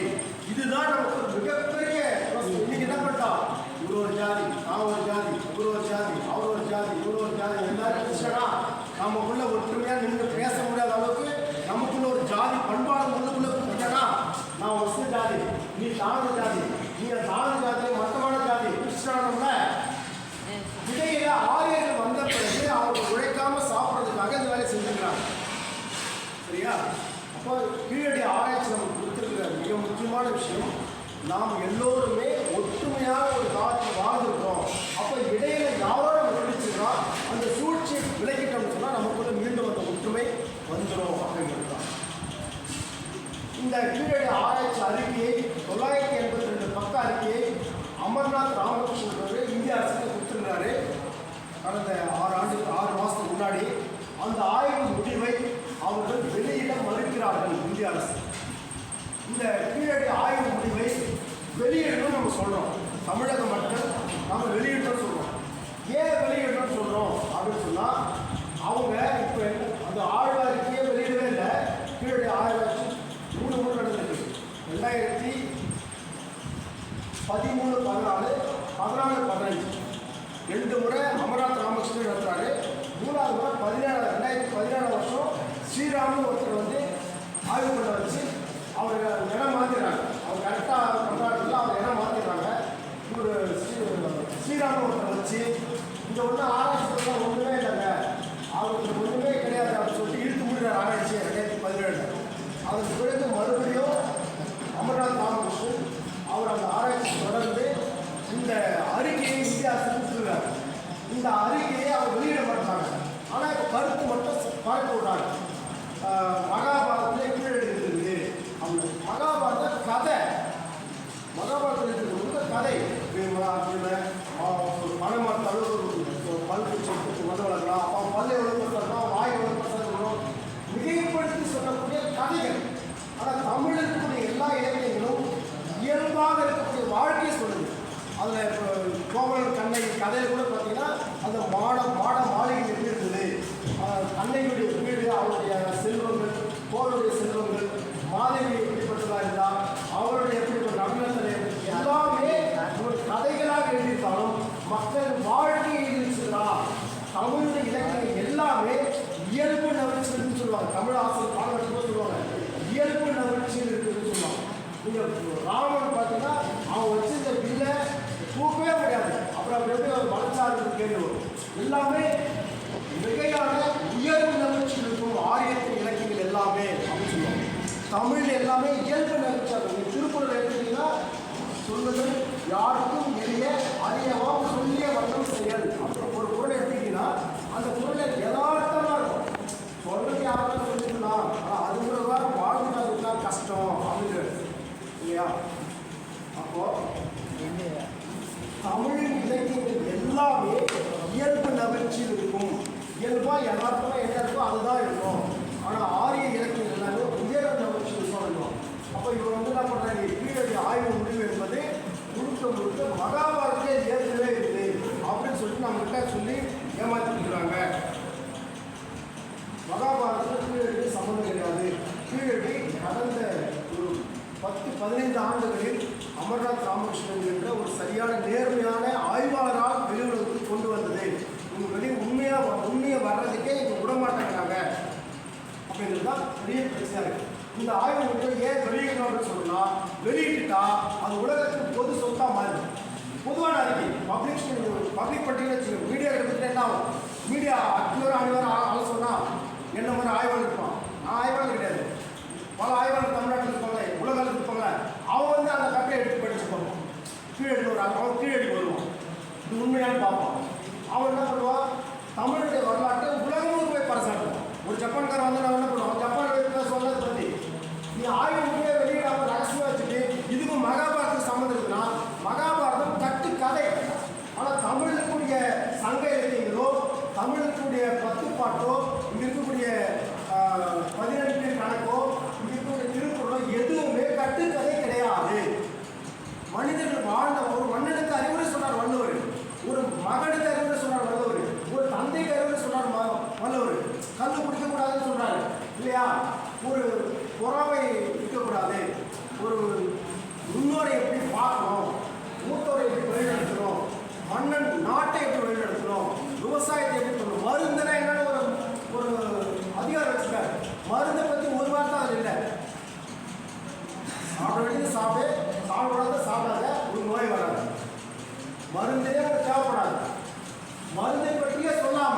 இந்த மருந்து இப்படி அரைச்சிக்கோ, அப்படி செய்யி, இப்படி மத்திய வச்சுக்கோ, அதெல்லாம் சொல்லலை.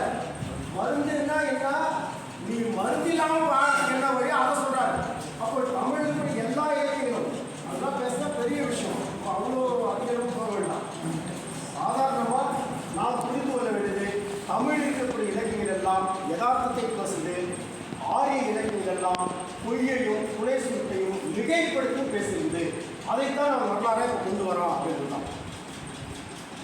அவங்க மத்திய அரசு இப்போ என்ன சொல்லியிருக்காங்கன்னா, வாழ்க்கை விஷயத்தின் முறை இவர் எல்லாத்தையும் கொடுத்துருக்காரு. அந்த எந்த ஊரை ஆய்வு பண்ணோம், எதுக்காக ஆராய்ச்சி பண்ணோம், எவ்வளோ மண் அடுக்கு இருந்துச்சு, எந்தெந்த அடுக்கில் என்னென்ன பொருள் கிடைச்சிது, எல்லாத்துக்கும் ஆராய்ச்சி பண்ணி அறிக்கையாக கொடுத்துருக்காரு. அதனுடைய பண்பாட்டு காலங்களை மாத்திரம் மாற்றி தரணும்னு சொல்லிட்டு மத்திய அரசு சொல்லியிருக்காங்க. காலத்தை மாற்றுறது நாம் முடிவு பண்ணுற விஷயம் இல்லை. அது உலகம் முழுக்க உலகத்தில் இருக்கக்கூடிய அமெரிக்காவில் பீட்டான ஒரு ஆய்வு நிறுவனம் இருக்குது.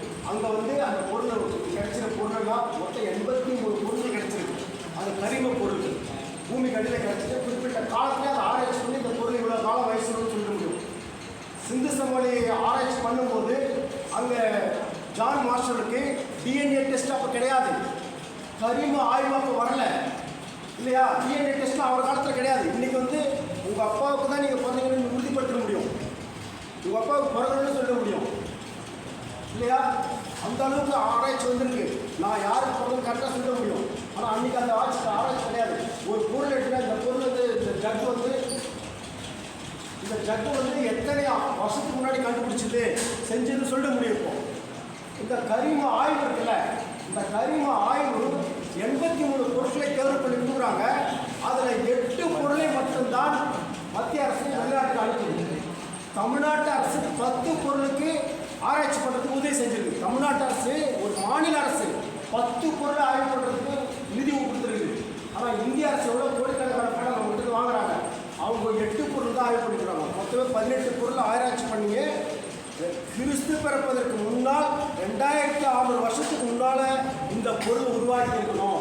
இந்த மண்ணியோ இந்த ஒரு தாயக்கட்டையோ எப்போ உருவாக்கிக்கணும், கிறிஸ்து பிறப்பதற்கு முன்னால் 2600 வருஷத்துக்கு முன்னால் உருவாக்கிக்கணும்னு சொல்லிட்டு அமெரிக்க பீட்டா நிறுவனம் சொல்கிறான். இத்தாலி இருக்கிற பைசா நிறுவனம் சொல்கிறான். இந்தியாவில் கூட பல மாநிலங்கள் ஆய்வு நிறுவனம் இருக்குது, அவங்க சொல்கிறான். புரியுதுங்களா? அப்போது இந்த ஆய்வு முடிவுகளை, அறிவியல் பூர்வமான முடிவுகளை இந்திய அரசு ஏற்க மறுக்கிறது. அதை தமிழக மக்களாக நாம் அவங்க வந்து இந்த உண்மையை ஏற்றுக்கணும் அப்படின்றது தொடர்ந்து பேசிட்டுருக்கோம், ஏற்றுக்கணும். அந்த கருத்தை உங்கள் முன்னாடியே வச்சுருக்கிறோம். நீங்களே யோசிங்க. நாம் ஒரு மிகப்பெரிய நாகரிகத்திற்கு சொந்தக்காரர்கள்.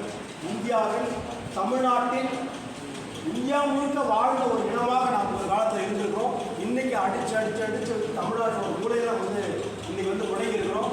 ஆனால் இந்த வரலாறை உலகம் ஏற்றுக்கொள்ள தயாராக இருக்குது. உலகம் ஏற்றுக்கிச்சு. ஏன்னா 5000 வருஷத்துக்கு ராமநாதபுரத்தில் இரும்பை கண்டுபிடிச்ச வரலாறு இன்னைக்கு உலகம் ஏற்றுக்கிச்சு. திருவள்ளூர் மாவட்டம் 15 லட்சம் ஆண்டுகளுக்கு தொடர்ச்சி அந்த மாவட்டம் இருக்கின்றத உலகம் ஏற்றுக்கிச்சு. ஆனால் இவன் ஏற்றுக்கொள்ள வருகிறான். சாதி இல்லாமல் மதம் இல்லாமல் ஒற்றுமையாக நாம் வாழ்ந்த வரலாற்றை கீழடியின் மூலமாக இன்றைக்கு நாம் பெற்றிருக்கிறோம். அந்த ஒரு பெருமிதத்தில் இந்த உரையை நான் நிறைவு செய்திருக்கிறேன். அந்த வகையில் நீங்களும் இந்த சாதி ஒருவரை தூக்கி போட்டுட்டு, மத ஒருவரை தூக்கி போட்டுட்டு, அறிவியல் பூர்வமான தொடக்கத்தில் காலையில் பார்த்த வரும் மாதிரி அறிவியல் பூர்வமான கண்ணோட்டத்தை வளர்த்து கொள்ள வேண்டும். உங்கள் வாழ்க்கை மேலும் சிறப்பதற்கு கல்விதான் ஆயுதம். அந்த கல்வியை சரியாக கற்றுக்கொண்டு ஒரு மிகச்சிறந்த நிலைக்கு நீங்கள்லாம் வரணும்னு சொல்லிட்டு வாழ்க்கை இந்த நல்ல வாய்ப்புக்கு நன்றி கூறி நான் சொல்கிறேன். நன்றி.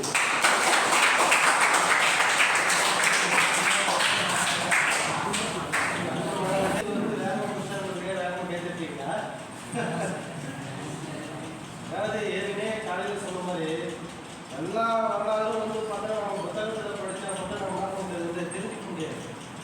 அது ஒரே ஒரு எடுத்துக்காட்டு சொல்கிறேன். முனீஸ்வரன் அப்படின்னு ஒரு சாப்பிட்டு கேள்விப்படுறியா? முனீஸ்வரன் யார் அப்படின்னு போய் கேட்டால் அது ஊருக்கு வெளியே தான் இருக்கும். யாருன்னு கேட்டால் நம்ம குலதெய்வம் குலசாமி அப்படின்னு சொல்லுவாங்க. ஆனால் அது உண்மையிலே என்ன அப்படின்னு சொன்னால் முனி அப்படின்னு சொன்னால் அது புத்தர் சாமி. புத்தருக்கு முதல் பேர் தான் முனின்னு சொல்லுவாங்க. ஆனால் வந்து பார்த்தோன்னா அவர் எங்கே இருந்தாலும் ஊருக்கு வெளியே தான் இருந்தார். அது மாதிரி ஒரு நிறைய வரலாறுகள் வந்து பார்த்தோம்னா திருப்பி புத்தகம் எல்லாம் வந்து அழிக்கப்படுது. அது யார் எதுனே தெரியாது. ஆனால் நம்ம தெரிஞ்சு வச்சுருப்போம். ஆனால் அதுக்கப்புறம் அது ஒரு உண்மைப்படுத்த தெரியும் போது இப்படிலாம் வந்து பார்த்தீங்கன்னா கடந்த காலத்தில் தவறான தகவல் நம்ம சரியான வகையில் நம்ம தெரிஞ்சு வச்சுருந்தோம்